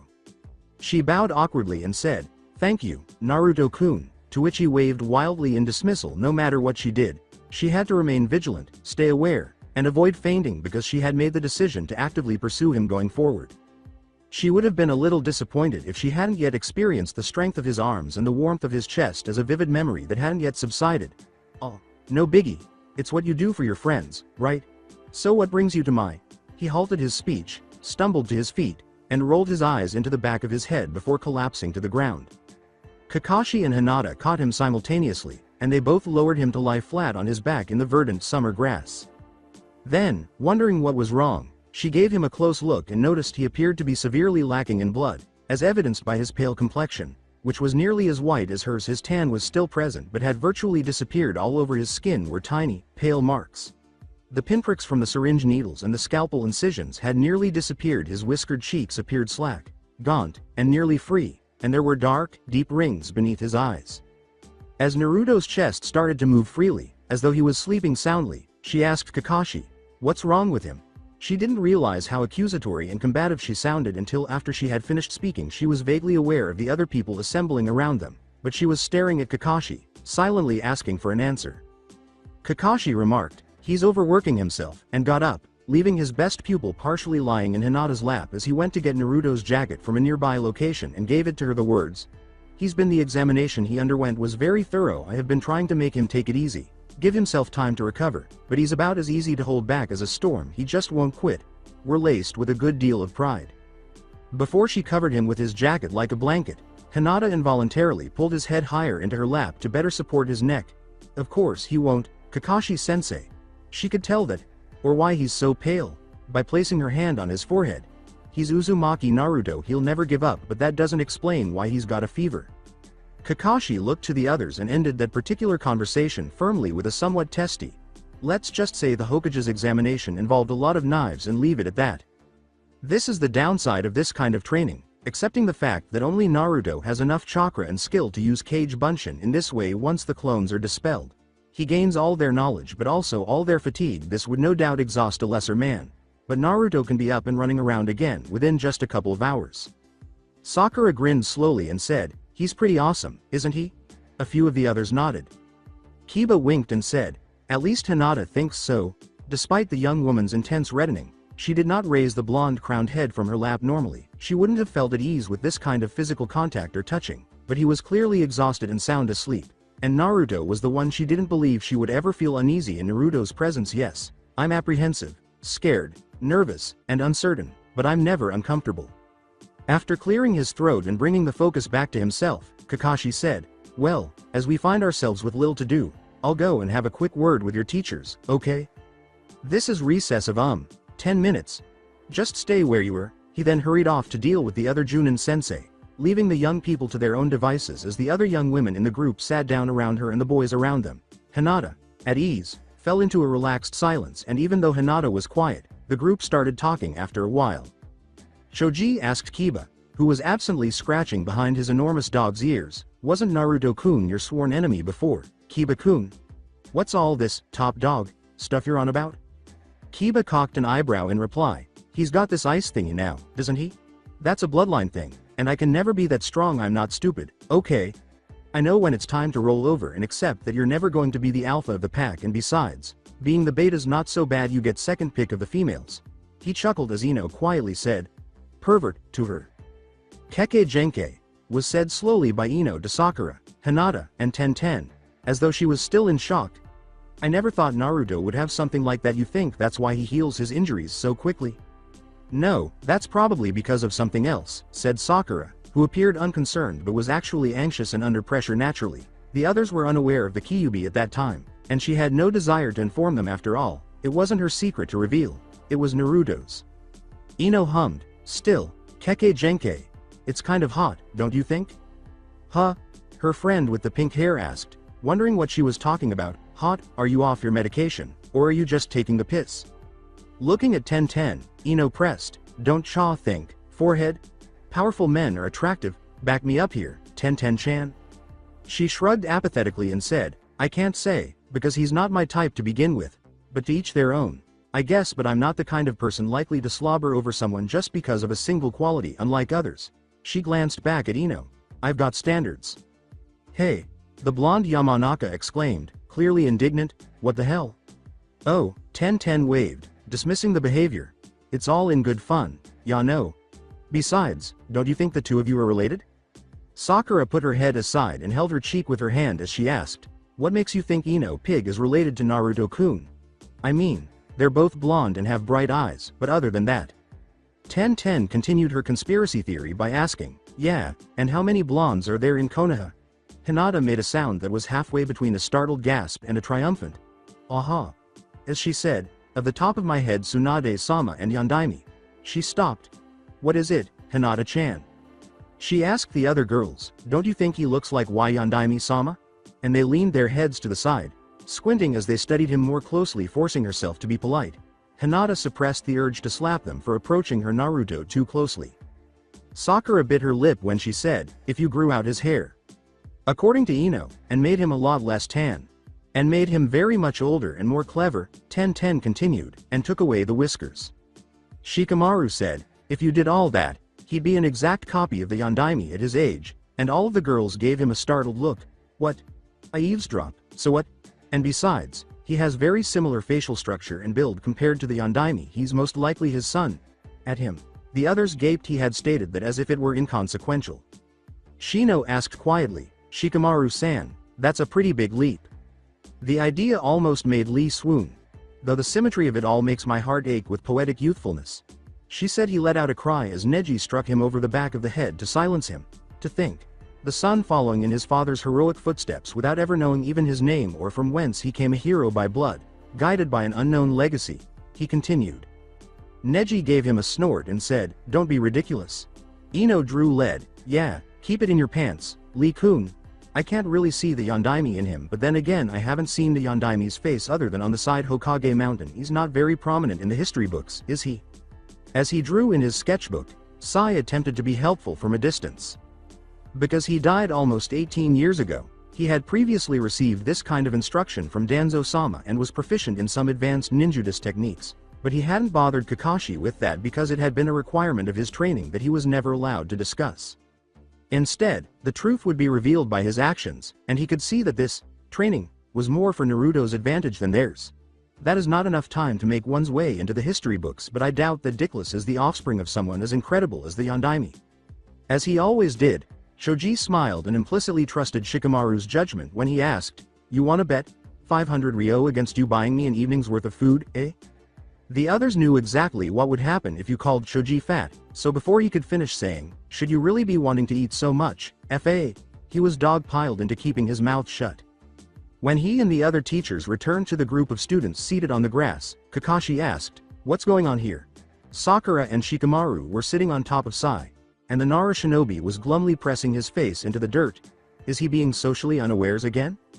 Sakura confirmed, yup, Kakashi-sensei, and Kakashi shrugged and sighed in a well what can you do manner in a way. Sai-kun. Give a thumbs up if you can hear me from beneath there. To Guy's immense delight and contagious pride, Sai sagged, his once twitching and struggling limbs resigning themselves to his new lot in life, and he partially struck the nice guy pose. Good, well then. For those who don't know, we'll be going over basic ninjutsu principles, just so all of us are on the same page. After this I will supervise the Kaden group and Choji in their exercises while the rest of you are under Kurenai's leadership. Lee-kun, Neji-san. You will have to wait until Naruto is back on his feet and recovered fully before you start sparring with him. Keep in mind that he needs his rest, so if he collapses, fetch me or Sakura. Anything short of that you're allowed to push him as far as you think is necessary.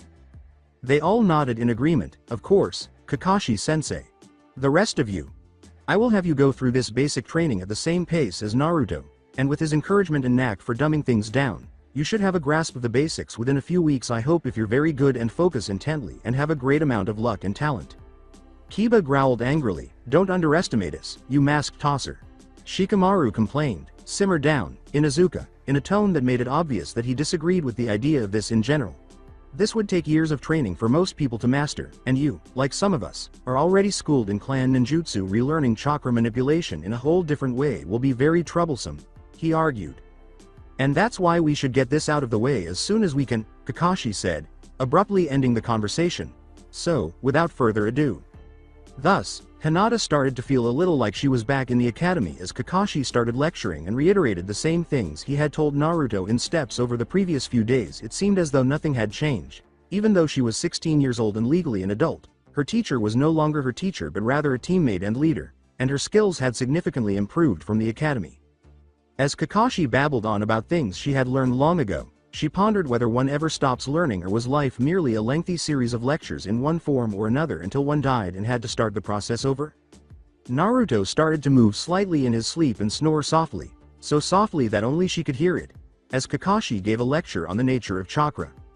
She found herself idly touching his hair at times as her eyes darted down to him, grinning at how incredibly cute he looked with his mouth open and a tiny spit bubble forming at the corner of his lips.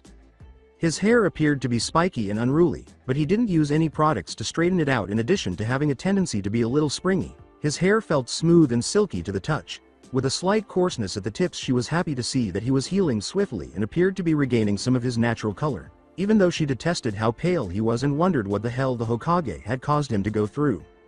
When Naruto awoke from his sleep and opened his bleary eyes blinkingly, Hinata tensed up and saw pale eyes peering down into his. From above, her delicate face was framed by her dark hair that fell forward, and the faint redness in her cheeks only served to highlight the lips' natural color. She was attractive, very, very lovely. Why hadn't he noticed that earlier? Naruto-kun gave him a shy smile as she asked him what he would do, speaking softly so as not to wake the others. You smell nice. Naturally, Naruto had no such qualms. What is it? Lavender, jasmine? I can't tell, but it smells purple. Atbao. When all eyes were on them because of Naruto's loudness, she made the be both sound as though to cover her face, as her bodyguard and cousin, Neji, would not tolerate this. He roared, are you sniffing, Hinata-sama? His eyes were filled with bloody murder. You insolent pervert. Groggy and unsteady, Naruto sat up and tried to make soothing motions to avoid being killed. Hold your horses, mate. I'm not sniffing anything I shouldn't. No need to cry, pervert. Atbao. Hinata said, Neji-Nisan, please settle down. Being obedient, Neji did so, albeit grudgingly at best. He gazed gloomily and said, keep your hands where I can see them. I got my eye on you, Uzumaki. In the abruptly tense silence that ensued, Kakashi said, well, then that was stimulating, but can we please keep it the lesson, everyone? Sakura, please make sure he doesn't go anywhere and give him his medicine. Sakura nodded and quickly grabbed Naruto by the neck. She pushed blood-replenishing pills in her own homemade nutrient packages, which were shaped, colored, and had the consistency of tiny balls of mud, down his throat while washing them down with water from the canteen that she carried on her hip. Sakura had become used to treating Naruto in a particular way, which frequently involved bruising, despite Hinata's attempts to persuade her to be kinder. As usual, Kakashi ignored the drama and continued lecturing, saying, now, the Nara, Akamichi, and other Hyatten techniques aren't strictly speaking Kekkei Genkai. Rather, they are ninjutsu techniques anyone could feasibly use with the right training. The unique properties of the chakra most of these clansmen possess does make them naturally more inclined towards these techniques, but it's far from a Kekkei Genkai. Rather, they are secret techniques, dependent on secret traditions and training. When Sakura had finished savagely attacking him, Naruto leaned in close and whispered, Hinata-chan, in a slightly worried voice, why are everyone here? I mean, don't you have missions or training to do? In the same low voice, she responded, we're here to help you train, and Naruto-kun. Kakashi then allowed Guy, who enjoyed calligraphy, to create a diagram showing the relationship between chakra natures and affinities as well as their relative advantages and disadvantages. Kurenai-sensei thought we should diversify our skills, so she put us to training under Kakashi with you, and I think that maybe they want us to guard your Kekkei Genkai. Everyone just keeps banging on and on about it, Naruto complained, wearing a whiny expression. It's not that big of a deal. You know, I've been at this for 5 or 6 days now, and I haven't even started on the hardcore futon stuff yet at Bayo. He shrugged when she asked, but you're there with Sweden? I guess, quickly came the response, but it's not too useful. I mean, I guess you could blast a person over the noggin with it, but unlike futon you can't cut things with water. Yes you can, she told him, gently correcting him. If you move it really fast or shoot it really hard it can cut or drill as good as steel. Huh. He thought, and then a smile spread across his face. You're pretty clever, aren't you, Hinata-chan? I never thought of that, thank you. She blushed and said, you're welcome, observing that the lecture appeared to be coming to a close. Additionally, she mentioned that she was sitting very close to Naruto. Naruto. Her ideal boy. The enormity of that made her feel ecstatic on the inside and was having a conversation with him, perhaps a relationship, complete with physical contact, wasn't too far off in the future. So there you have it, was Kakashi's immediate conclusion. He glanced at the blonde, who was already bouncing in his seat with restrained and regained energy, and said, now, we'll start on just you lot realizing how to channel your affinity chakra Kaden group and Choji with me. The rest of you go to Kurenai. Kakashi turned to the absent-minded Sarutobi and said, go fetch Tenzo, we need him to build us an arena. Guy, Lee, and Neji will take care of you. Continue with your Sweden practice until you produce consistent results, and Asuma. Thus, they all parted ways across the training grounds, with Choji attempting to make a spark jump between his hands and an iron rod that was just out of reach, and Hinata settling down to use only her chakra to set a piece of paper on fire. Meanwhile, the taijutsu masters were relentlessly attacking Naruto, giving him a hard time. The days that followed were among the most difficult that the Konoha 11 had ever encountered. After properly reawakening his teaching instincts, Kakashi largely adopted the style of his former Enbu drill sergeant, who seemed adamant about seeing his students soar or crash into the ground in the process. From sunrise to sunset, he had them train with only brief breaks, and he urged them to continue even at night. The students appeared to be affected by his attempts to force them to learn at Naruto's speed, despite the fact that they did not share his preference for tactile learning or his use of the Kage Bunshin technique to expedite the training. Constantly fighting Naruto's clones actually helped Neji and Lee improve their techniques. At first, Naruto was completely outmatched because he had no other clones to help him fight them or access to his signature Rasengan, but he quickly adjusted, as he always did under Guy's brutal beating. He developed the ability to see through Lee's tactics and predict the rise and fall of the Juken, and his taijutsu advanced significantly, and he started to get stronger little by little as his clones labored by the trenches and waterfall that Yamato Taicho had made by manipulating nature. With differing degrees of success, his fellow students adapted to the more complex ninjutsu principles in the meantime. Since the majority of them already knew how to manipulate shapes, Kakashi hoped to foster goodwill among the clans by having the clansmen now under his instruction add a little elemental expression to their own Hyatten techniques, thereby increasing their power if at all possible. Once the council eventually learned about Naruto's Kekkei Genkai and started pressuring the Hokage about it, he might be able to maintain control of the project if he could win over the clans, because it was impossible to prevent them from learning at all. It wasn't a question of doing so. Instead, it was a matter of concealing it for as long as they could. However, the other ninjutsu students' learning styles were, at best, diverse, and their enthusiasm for the art frequently seemed to be lacking. For example, Shikamaru appeared to put very little effort into the training. Instead, he spent the time he should have been using burning papers with only chakra staring up at the sky and watching the clouds. Shino had to be extremely careful to channel his chakra along his arms in a very specific way so as not to force too much into his bugs and cause an imbalance in the already delicate ecosystem that was his body. Akamaru continued to bother Kiba, not really understanding the point of it all. Although Sai spent most of his time working on his drawing, he demonstrated some aptitude, probably because he had previously received his type of training, as Kakashi correctly surmised. Additionally, Sakura found it extremely difficult to get her own water-disposed chakra to move in the manner she desired because the element was completely out of sync with her disposition. The other pupils, however, appeared to perform well.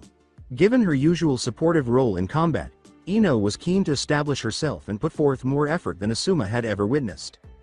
Recalling her loss to Subaku no Tamari and her Tessen-channeled futon, Ten did the same in an attempt to outshine Neji and Lee.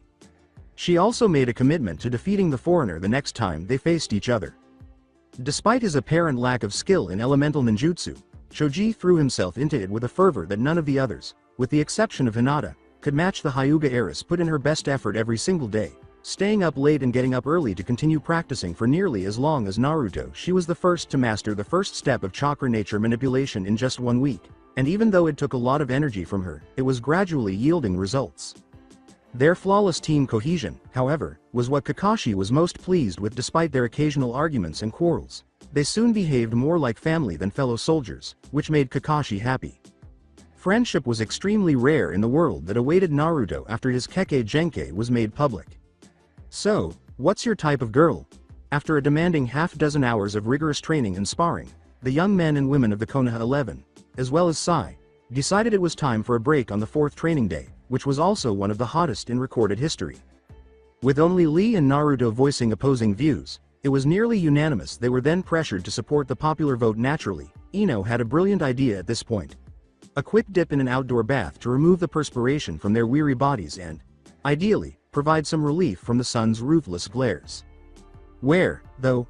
They inquired. Even if they went to one of the public pools instead, the walk there would take much longer than they had time for, and the only lake or sizable body of water was on the far side of town. They were shinobi in the middle of ninjutsu training, Ino reminded them, and everything was possible with ninjutsu, especially now that they had essentially been left on their own while their teachers were away having some undoubtedly crucial conversation. Shino and Ino used what little doden they had left to build an earthen wall between the 2 watering holes, while Naruto dug 2 circular basins at the edge of training ground 4 and filled them with water using a few now fairly practiced blasts of water made from his own chakra. After finishing, the boys moved to one side while the girls took the other. Kiba objected reluctantly, constantly glancing at Ino's butt, and Lee hesitated, repeatedly letting his eyes drift to Sakura's feet during their sparring. The boys undressed, with Neji and Shino keeping close watch to ensure that no one else was snooping on the girls across the earthen barrier. Naturally, as is common in adolescent boy conversations, they started discussing women. Shikamaru sighed and leaned back against the pool's earthen side, saying, "I like my women like I like my coffee. Hot, spicy, and as bitter as almonds." Since he had brought up the subject in the first place, Kiba spoke firmly and seriously when he said, "For my money she needs to like dogs, or no deal." Even so, he said with a perverted smile, "It wouldn't be too bad if she had well-developed hindquarters, if you understand what I mean." Shoji did the same, dipping his hair into the water to wash it, saying, "I don't care how she looks." Kiba poked him in the side with his elbow and said, "She just needs to know her way around a kitchen."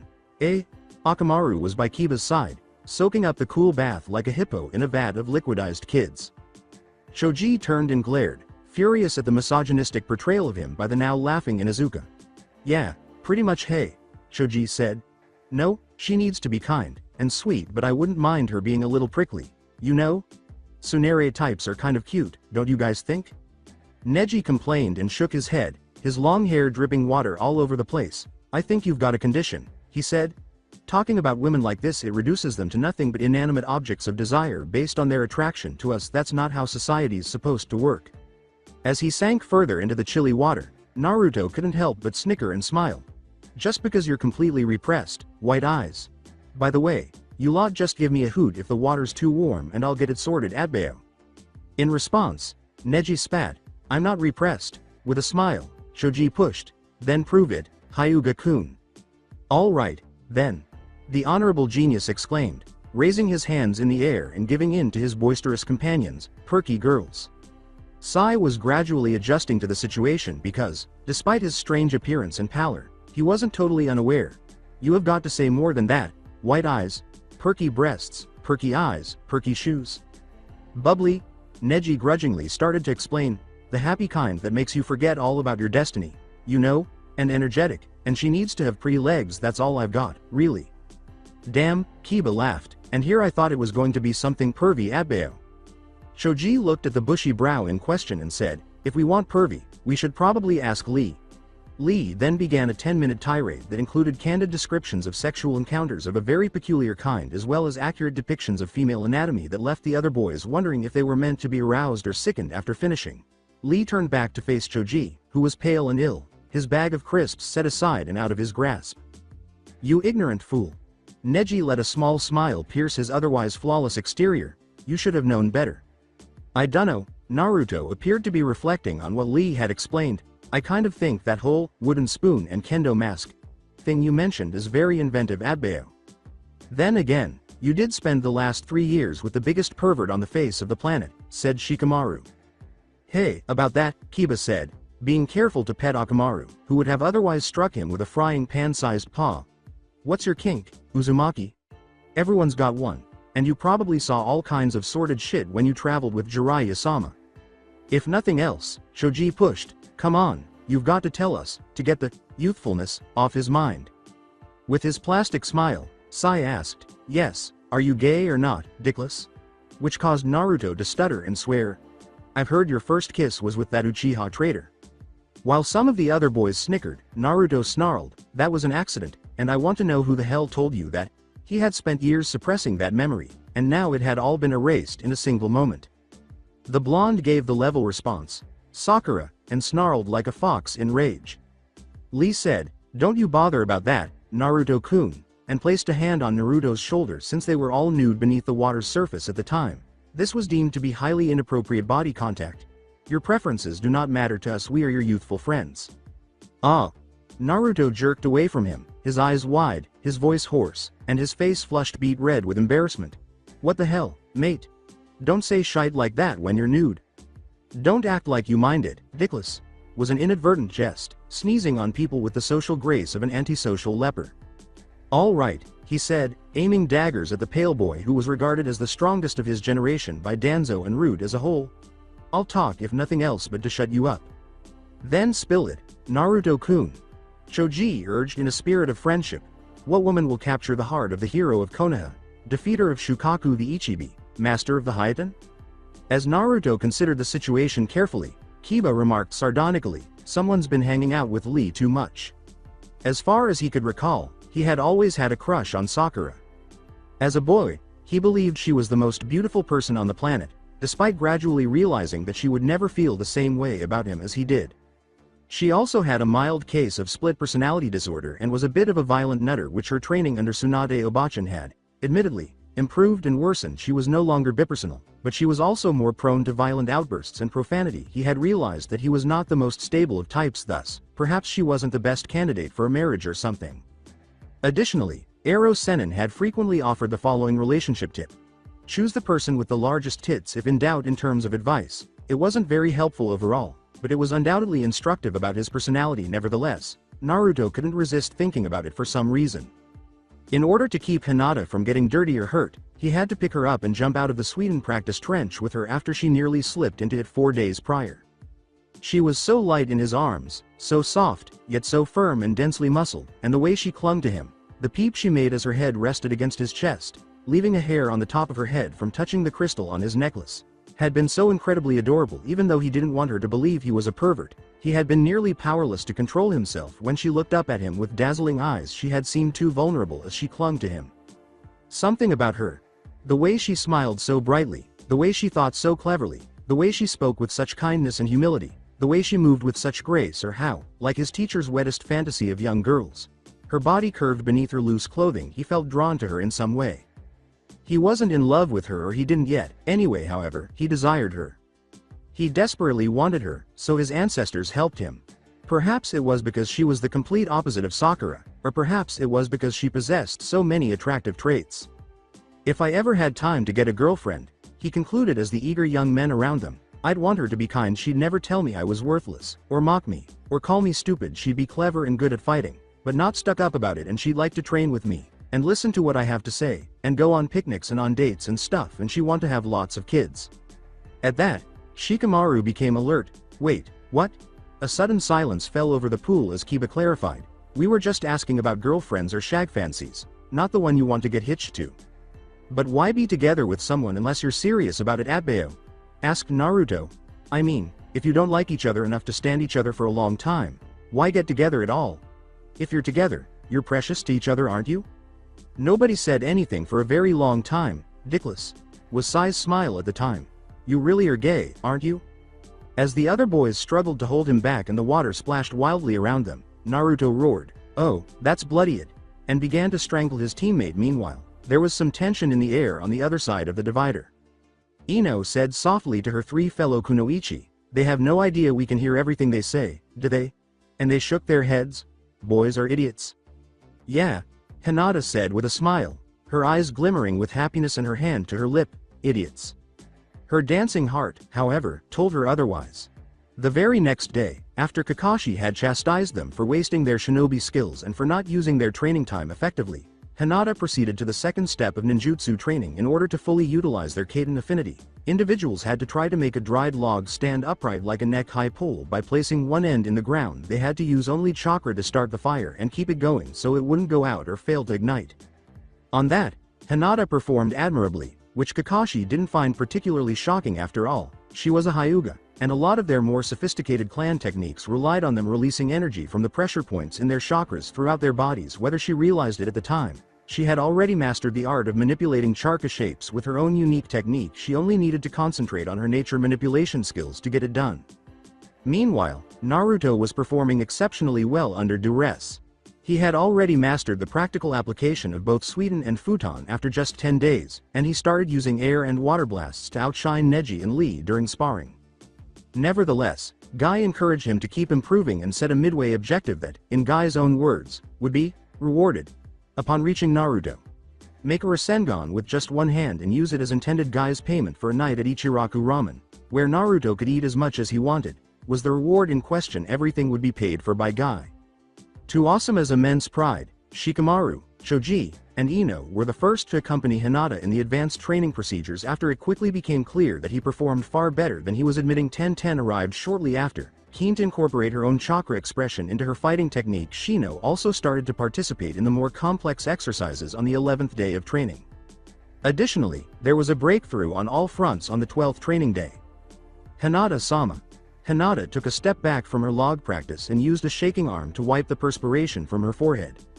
Now that summer was deepening, the temperature was rising until it was almost as warm as it had been in Tsunade, albeit with a lot more humidity.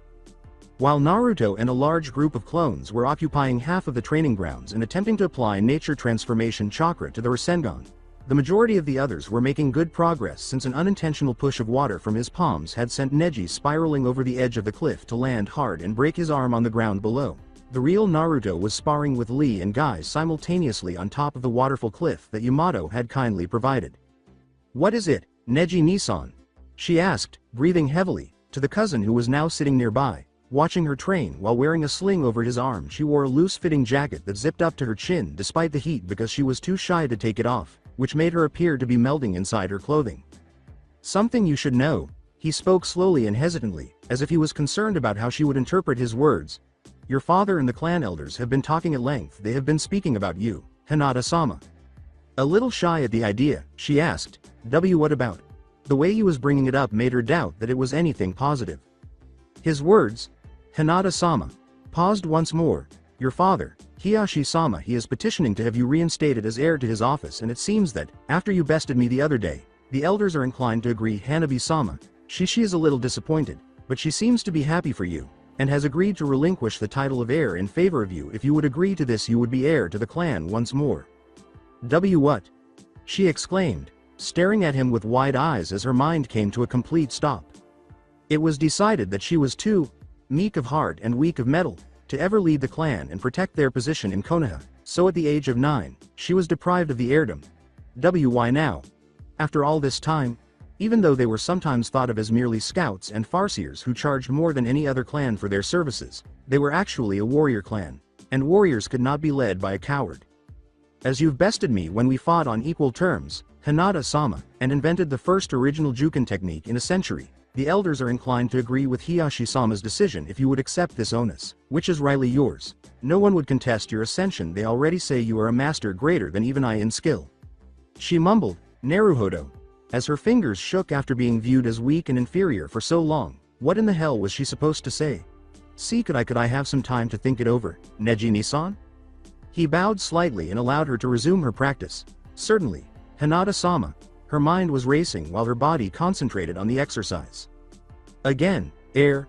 All those years ago, when her mother informed her that she was losing that title, she hadn't been upset, perhaps a little, but only because her father and her relatives believed she was weak and inadequate. Their clan was among the wealthiest and most respected in all of Konoha.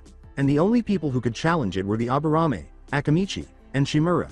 Now that the Uchiha were no longer involved in politics in any case, she didn't think she was good enough to lead them. She was therefore free to pursue her interests rather than being compelled to study economics and leadership like her sister, and instead of putting in the time necessary to become a clan leader, she concentrated on a single boy in any case. What better things could she do with her time?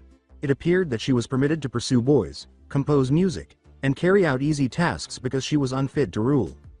Now, though, should they ask her to be the clan's leader? Even though her family was dysfunctional and frequently broken, she still loved them, the grandparents who always grinned at her and expressed how much they loved her cooking and music, her sister, her father, her shy mother who could not bear to see blood, her cousin, her extended family. She cherished each of them, being Hyuga. She had always had them around her. It was her identity. She possessed the clan's eyes, their skill, and the heart to remain devoted to them forever. Was she strong enough to take the lead? Taking time away from her training and team would require her to be by her father's side while he met with vassals and allies, negotiated trade agreements and marriage proposals, reviewed missions that specifically called for Hyuga's skill on behalf of her clansmen, and, most importantly, required her to behave as a clan leader was expected to. Despite the fact that she would have to be the moral center of the clan, she would never, ever compromise on her kindness. She was therefore prohibited from having extramarital affairs and relationships, particularly with an orphan like Naruto. However, this was for the clan's benefit, and she could improve it as heir and eventually leader. She could outlaw the use of the cursed seal and ensure that nobody ever had to endure the same kind of suffering as Neji or Uncle Hizashi. How many people could she help? Was giving up her love for that worth it? No, she wasn't required to do anything of that kind because she was the clan heir. They would have supported her choice of lover after she had made Naruto hers, since they had already acknowledged her strength of character and martial prowess. She would force them to look. And since the clan's founder, Asura Hyuga of the Asura family, she would be the best damn clan leader. She would show them all the right path. She would guide the clan toward a more promising future. The log in front of her was engulfed in a swirling pillar of flame that shot high into the air as she decided to do just that. Despite the stress it caused, she managed to keep the stream of fire going for minutes. The flames that had sputtered from her fingertips flared up into a steady stream that ejected from the entirety of her hands. Her teammates paused their drills to gaze at her throughout the training grounds, and Kakashi, perched high in a tree, grinned slyly under his mask. 1 down, 10 to go, he thought. She stopped the fire and turned to face her cousin, who was once again in awe of her strength. I'm honored by this charge, which I accept without reservation, she said, and Nissan, thank you. Hinata Ajo-sama, it will be my pleasure to serve you, he said, bowing awkwardly over his broken arm. She pulled him to his feet and gave him a tight hug without touching his arm, saying, I'll make sure you'll fly free, brother, and no one will have to be a slave anymore. He whispered, thank you, and wrapped her, Nissan, in his healthy arm. He was so proud of her that it nearly hurt his chest. Even though he might never have been able to express it in every way conceivable, she was the best of the clan and he would support her in everything if she rose to the position of clan leader.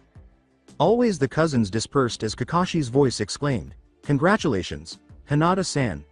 Their captain was now only a few feet away, and Hinata blushed in response to his compliment. You're the first of this lot who's managed to get all the way to the final stage of the training. Now it's simply a matter of combining your chakra nature transformation with shape transformation too. Despite how impolite it was of her to interrupt, she said, I've already an idea for that, Kakashi-sensei. As everyone except the sparring partners looked on, she assumed a wide stance and brought her hands to her sides, channeling her chakra in a way that only she could. Twin lion heads, roaring with battle rage and bloodlust, burned around her hands as she simultaneously punched out with both hands, giving the impression that her body was on fire from the chakra that spilled over from her technique. She had previously only been able to create one head, but after spending many exhausting hours practicing her chakra nature transformation, her abilities had grown. She used that same transformation to her ultimate technique, which made the lions burn red and golden, while maintaining a steady breathing pattern. Kaden. Honasashikan, she exclaimed, and then she twisted and leapt, striking in the air and heading for the woods behind her. The burning lions rushed forward from her hands with hunger. Even though the trees behind them were on fire, the twin beasts continued to charge forward as if they were the real beasts for which they were named, until they came to a point where they collided and struck one another. As they came together to form a tiny speck of burning energy, they briefly appeared to wink out of existence. And silence ruled supreme. For a moment a pillar of fire shot high towards the heavens, reddening the azure sky, and the Konoha 11 were knocked off their feet and onto their backs by the resounding blast, and the shockwave that followed it roared outwards and became a blazing firestorm. a forest fire that seemed to be speeding mercilessly towards Konoha, after a huge influx of air surged onto that pillar. Despite her exhaustion, Hinata gaped in wonder that was not what she had anticipated. Asuma and Kurenai's responses were a little less conventional, but Kakashi's was just a wry smile. "Whoa," Kurenai exclaimed as Kakashi and Yamato rushed by them, Sweden blasts ready. Asuma gazed, pissing blimey, I did not see that coming, maybe we should help put it out. His partner nodded, probably, and they quickly followed Kakashi in an attempt to put out the fire before it got out of control and encroached on their village's wooden walls. Hinata's eyes were fixed on the ground as she pressed her fingertips together in their struggle against the fire. Kiba was standing next to a whining Akamaru when he said, Hinata. Remind me not to piss you off if I ever get cheeky, will you? I'm not suicidal, after all. When Shino was certain that no one would see his eyes, he lowered his glasses in awe and remarked simply, that was quite something. Whoa, awesome, Hinata-chan. Naturally, Naruto was happy about anything, and he descended to join the others, joining Guy and Lee as a few of his clones went to assist in extinguishing the fire. That's the most amazing thing I've ever seen, Abbeo. Thank you, Naruto-kun, she said with a smile. I'm sorry about the woods, though, and for making everyone distracted from their training. I didn't mean for the explosion to be quite so large. They all jumped when Guy said, then you must work on your chakra control, a bit too loudly, causing Kiba to clutch his sensitive ears. Hinata-san, Naruto-kun, you two shall spar now. Spend 10 minutes preparing before you meet me at the top of the cliff. Lee. Guy-sensei, was the prompt response from the younger, perceptive carbon replica of the green beast. We shall climb it with nothing but our teeth, Ikuzi, Lee. The reply was, Yosh, Guy-sensei, and the two of them hurried to the cliff. Now that no one was telling him to get in shape, Shikamaru complained from a distance, lowering himself into the grass to observe the smoke and clouds. Those two are off their fucking rockers, too bloody troublesome. Naruto grinned broadly and strode off, leaving Hinata staring at his broad back. Well, see you in a bit, Hinata-chan. He said. Her insides trembled at the sight of the rippling muscles over his back and torso that moved almost fluidly beneath his skin. He was still bare-chested, his natural tan having deepened over the last few days spent in the sun. Sakura-chan, Hinata said, turning to face Naruto's pink-haired teammate and past love interest. She needed to leave a lasting impression on him, so she asked, would you happen to have some soldier pills on you? A short while later, with the firestorm completely extinguished and Yamato working to restore the woods to their former lush splendor, she and Naruto stood facing one another on one side of the enormous waterfall at the end of the training grounds, with Kurenai, Kakashi, and Guy present. He had already taken off his jacket and was grinning at her in a brazen fighting stance. At the same time, she wondered the butterflies in her stomach were trying to wriggle their way out of her, and the anxiety she was experiencing almost brought her to her knees. This was her hour, her chance to prove herself to him. No. This was something she had to do. She vowed that she would win his admiration and cause him to lose his feelings for Sakura. Naruto's eyes almost popped out of his head as she unzipped her jacket and shrugged it off. She wore only mesh armor on her upper body, which stretched tightly over her pricey chest and covered her from the hollow of her throat to the bottom tip of her sternum. Before focusing on her bosom once more, Naruto's gaze flitted down to her midriff, where the muscles were clearly visible beneath her smooth skin. He muttered under his breath, Faith and Begora, I think I'm love Abbeo. His unintelligible whisper made her wonder, what did you say, Naruto-kun? Her cheeks flushed deeply red because she could see where he was staring. Was there a problem with her? She was aware that he had been attracted to Sakura for a long time, so perhaps he liked smaller women with less vast tracts of land. Nothing, he said, shaking his head to avoid being labeled a pervert. He then assumed a low position to hide his developing erection. Show me what you've got, Hinata-chan. Kakashi asked quietly, are you ready, Hinata-san? And cleared his throat when she nodded, all right then Hajime. As was his custom, Naruto launched an attack, using a relentless charging style to batter the enemy to the ground. The Juken, unfortunately for him, was almost flawless on the defensive, so she sidestepped the blow he aimed at her midriff and made to attack his arm. However, Naruto was familiar with the gentle fist fighting style because he had been battling her teacher, Neji. At the last second, he wrenched his arm away and twisted his whole body, arching his leg and kicking her head as he spun around. She barely avoided him and was forced to retreat as he continued to pursue her, but she did not hit him once. Every blow he delivered to her was either ineffective when he lost his balance or, at best, a glance. He didn't want to hurt her, and she didn't want to hit him, in a sense. For the time being, they repeatedly touched each other during their fight, albeit briefly, and their breaths fell on each other's skins as they panted. With the intention of locking her down and throwing her onto her back to give him a decisive victory, Naruto's arm abruptly slithered around her neck, but she refused to comply. Her hand, encircled by a haze of blue chakra, swung out with a faint smile, striking his triceps, numbing them and causing him to grunt in agony. With her hands blazing with the debilitating aura of the Juken, she re-entered her stance and gave him a challenging look as he darted back and away from her. It's time to begin doing this correctly. With a smile that mirrored hers, he nodded silently and lifted his other hand, the one he could move and that didn't swing limp from his shoulder. A perfect sphere of yellow gold chakra formed in the center of Kakashi's palm as he breathed sharply from the sidelines. Naruto fixed his gaze, his jaw, and his concentration as he created a silent Rasengan. From the sidelines, Kakashi declared, "He did it," and Neji took a seat next to him, staring at the fighters. "He actually did it. You would be very proud, sensei." She flashed to the side as Naruto launched after her, causing the Rasengan to strike the ground where she was standing and exploded into a huge crater. For many minutes, they flowed back and forth, as graceful as if dancing, and panting as if deep in the throes of passion.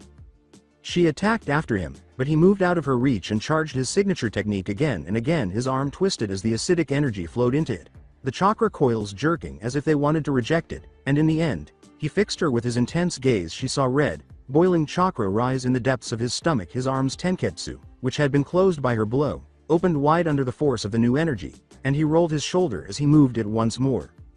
Where had that chakra come from? Knowing that her wondering where the power came from would have to wait, Hinata set those thoughts aside and called 6 clones to his side. She pushed the chakra around her hands to mix with the Kaiden chakra she was shaping, giving it a raging and burning look as it moved over her limbs while he collected his spectral copies about him. And none of them held anything back as they battled with renewed vigor as she pursued him. The lion heads blazed around her hands, causing his clones to dissipate into fine mist. Eventually, she faced the original and just one clone that was hanging back, preparing some extremely potent jutsu. "Don't hold back, Hinata," Kurenai exclaimed in a supportive manner. Neji yelled aloud, "Yeah, give him what for, Hinata-sama," and Hinata squinted. What were they saying? Naruto thrives under pressure, and she would have to take off the glover and put on the brass knuckles if she wanted him to see her for who she truly was. She stopped considering Naruto as a lover and focused on him, breathing as heavily as he did. There was only an adversary in front of her. She was Hyuga. Too, everything would tremble under her strength since she could see everything below heaven. She assumed a deep stance and swung her lion-headed hands in a Kaiden strike, saying, "Honasashiken." The spectral lions of celestial fire surged through the air towards Naruto, and she stared in limp horror. Only after realizing what she had done when that technique leapt from her hands she was too busy to even scream. As one of his final clones stood by his side, Naruto simply called forth a Rasengan into his hand. In response, they created something new together. Sweden. Rasenringu.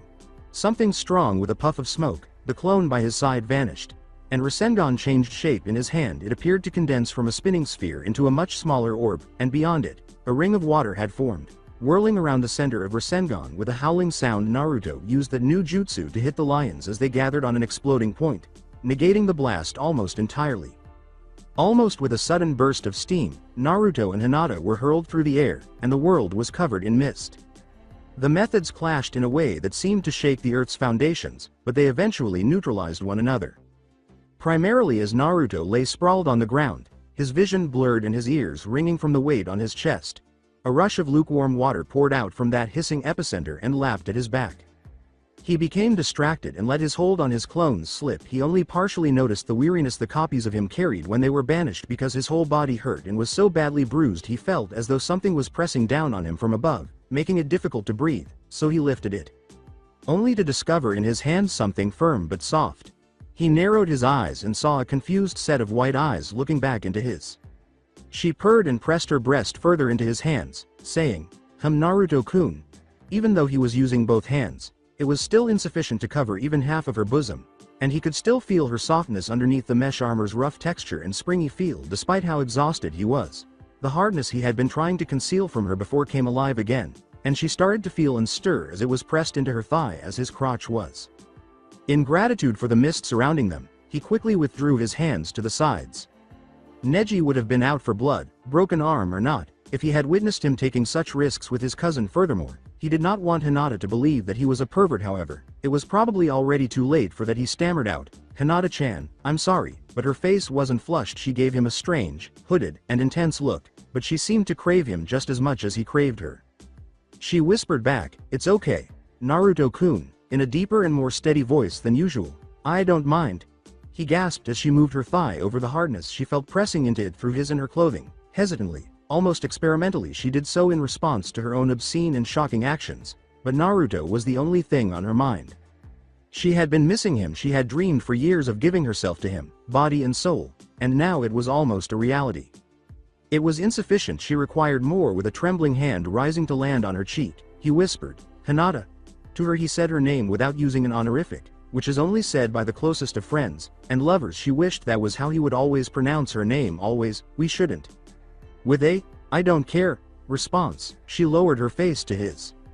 Her judgment had been sufficiently compromised by the adrenaline from the fight and the concussion from the explosion to allow her to take the day off and let her desires run wild. Normally, she wouldn't have done this, and she most certainly wouldn't have been this forward. His musky scent filled her nostrils, and his face was now so close, just a hair's breadth away. The sensation was both thrilling and frightening, but her heart was pounding as though she were afraid just a bit nearer, and they would. As if waking her from a dream, a voice from beyond the mist exclaimed, "Hinata-sama," and she was startled out of her reverie. The shame and guilt she felt at the circumstance caused her blood to race to her head. The world whirled, her ears rang, and then the lights went out. As she gradually regained consciousness and emerged from the all-too-familiar darkness of ignorance, a motherly voice whispered, "Hinata." A worried Kurenai-sensei sat next to her, hunched over her, a hand in her hair, and she was lying on her back with a wet cloth on her forehead and a rolled-up towel under her head. "She's waking up. You gave us quite a scare, lass." Neji and Kakashi joined the older woman as Hinata asked in a drawl, "What happened?" She recalled a flash, water, steam, and a hand on her. The redness swiftly returned to her cheeks. "You both used an S-ranked jutsu," Kakashi clarified, and the two seemed on equal terms, mostly canceling each other out well. Sweden is naturally strong against Kaden, so it was in the favor of Naruto's technique. Unable to see him, she started to ask, struggling to sit up, "Naruto-kun. Don't worry. He's down below already, working on his futon version of the Rasengan. I couldn't imagine. In one sparring match with you, not only does he starts using the Rasengan one-handedly, but he also invents an S-ranked jutsu thought by the most skillful shinobi of all time to be impossible, and then he carries you out of the steam when you were knocked unconscious like a true gentleman. You surely bring out the best in him." Hinata-san. Kurenai helped her stand, and Kakashi grinned at her under his mask, but she just gave him a limply nod. She could still feel his breath on her lips and his rigidity against her thigh, and the memory made her inner thighs itch and sent chills down her spine. But after this, how could she even look him in the eye? Since she was instructed to go around and help the others realize their full potential while Naruto concentrated on applying wind-natured chakra to his Rasengan, they ultimately didn't spar again that day, and he barely had time to glance at her. She therefore continued to steal glances at him for hours on end, wondering if he had been too stunned to recall what had happened or what had nearly happened. When an Anbu footman appeared in the clearing and announced that Team Asuma had been summoned to the Hokage's presence, their day was abruptly ended.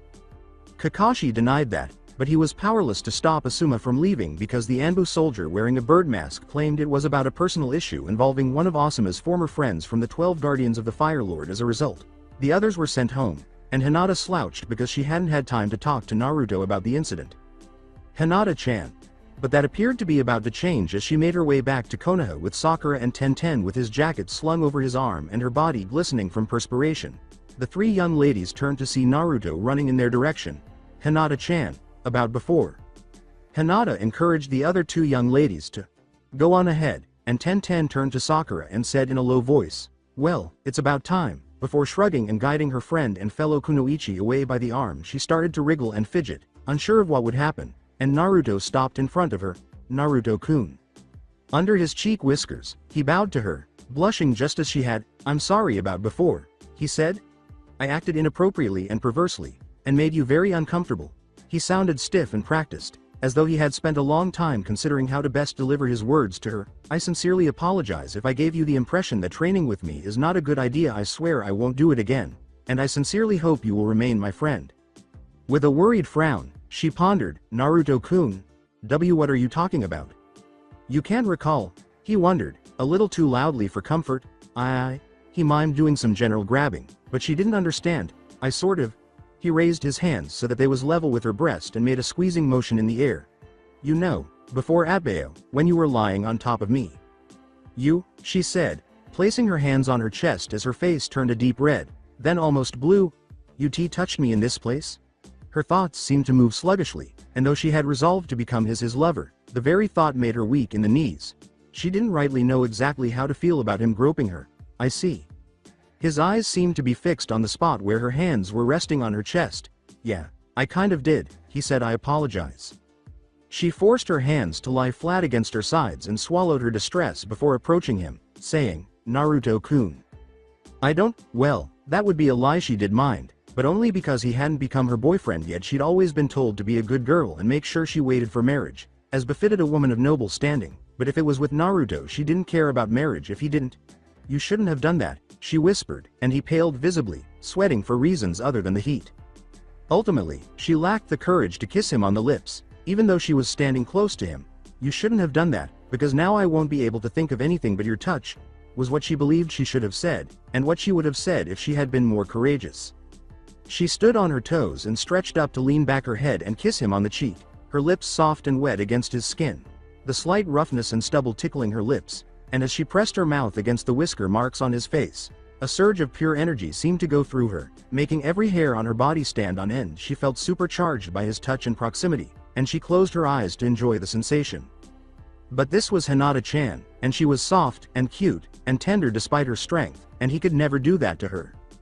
But his reasons for restraint were rapidly deteriorating. Naruto, on his end of it, stood motionless in statue-like stiffness, wondering if it was all a dream. Her lips were so soft, so moist, like wetted silk against his cheek. His instincts screamed at him to wrench her into his arms and force her lips to his, screaming at him to take her hard right then and there, and damn the consequences. Did he think she was a woman of the even kind? Did he think she was a loose girl and a slattern? Did he know that she would only ever do this around him? She moved her head away from his cheek and stood back down, stepping away from him before he could do something he would regret. Timidly, as she regained her full faculties, she looked at her feet and fidgeted at her hands, not wanting to see how he looked at her now. However, she didn't say any of those things. She stammered, "See you tomorrow, Naruto-kun," and turned away from him, walking quickly after her now distant friends. Naruto swallowed hard as he stared after her, his eyes focused on her protruding butt. He couldn't be impolite, could he? When someone said goodbye, you reciprocated the gesture? "Yes, Hinata, see you around," he answered, and in his confusion he forgot an honorific to accompany her name, which, unbeknownst to him, only made her happier. She gave him a quick smile over her shoulder before scurrying off, leaving him a little scratchy-headed and bewildered as the day drew to a close. What on earth was happening? And what was that sensation in the pit of his stomach, warm and fluttering? He slapped himself across the forehead and swore, "Bloody shite. I don't have time to fall in love again." Shizune didn't think Tsunade was telling the truth. No, Shizune had found pictures of Tsunade cutting Naruto up from navel to throat without even having an IV hooked into his arm, removing most of his contents, stitching him back up, and forcing blood-replenishing pills down his throat in place of any real recovery, and she did believe it. She simply refused to Shizune read that. To the Hokage's credit, they had given Naruto some post-operative care, primarily to restore his fluid balance and give him stimulants that would temporarily increase his healing factor at the expense of throwing his metabolism out of balance for a few days. Because of this, as well as his unnatural resilience and capacity for regeneration, Naruto had survived and was now returning to training with very few negative side effects. Photographs and neat rows of spidery script, written in Tsunade's hand, documented all of this. She had done this, and she had done it herself. And Shizune finally realized what had been a long time coming, that her master, Senju Tsunade, the Godem Hokage, was the worst Hokage one could find outside of Orochimaru. She was a drunk, a frivolous gambler, and she didn't even follow the village's beliefs. She had stayed outside the village for years, drinking, gambling, and speaking poorly of Konoha and shinobi in general, spending her drunken nights smiling at the faces of her now deceased loved ones. As Hokage, she rarely took her job seriously, either sleeping on the job and having her aides do it all for her, or working through it so quickly that she didn't even read the reports her own soldiers occasionally struggled to provide, stamping them approved without a glance. She was a leader who was careless, and as a political advocate for the Konoha cause, she had all the social grace of an incontinent rhinoceros drunk on cheap sake. However, this Tsunade might as well have become Orochimaru with this. Shizune growled at the folder she was holding. Naruto was the closest thing she would ever have to a son, and this is what she did to him. An hour earlier, a man, filthy and wearing rags despite his shaven head proclaiming that he was a monk and a holy man, had come to Konoha and begged to speak with the Hokage. It seems that Akatsuki had attacked the High no Terra, Temple of Fire, killing Chiriku, a former member of the 12 Guardian Ninja in Daimyo Zozen's bodyguard, and destroying the temple. This was an act of aggression directed at the people of their country and on their sovereign territory, and it was enough to wake Tsunade from her exile. The woman had then hurried out of her office, shouting commands to the left and right, and Shizune had crept into her office to clean up after her and make sure she was taking care of herself. A folder named Arctic Fox was new, and Tsunade's hand had written and arranged its contents. However, she had discovered countless piles of dreadful research, most of it old and done by Orochimaru, a man so completely without scruples that he was thought to be as cold-blooded as the snakes he summoned. How could she? Shizune screamed at it in silence, tears of rage pouring down her cheeks. What had caused that good but flawed woman to turn into such a vile person? It was nothing but vileness in its most heinous form. What excuses did she have for this?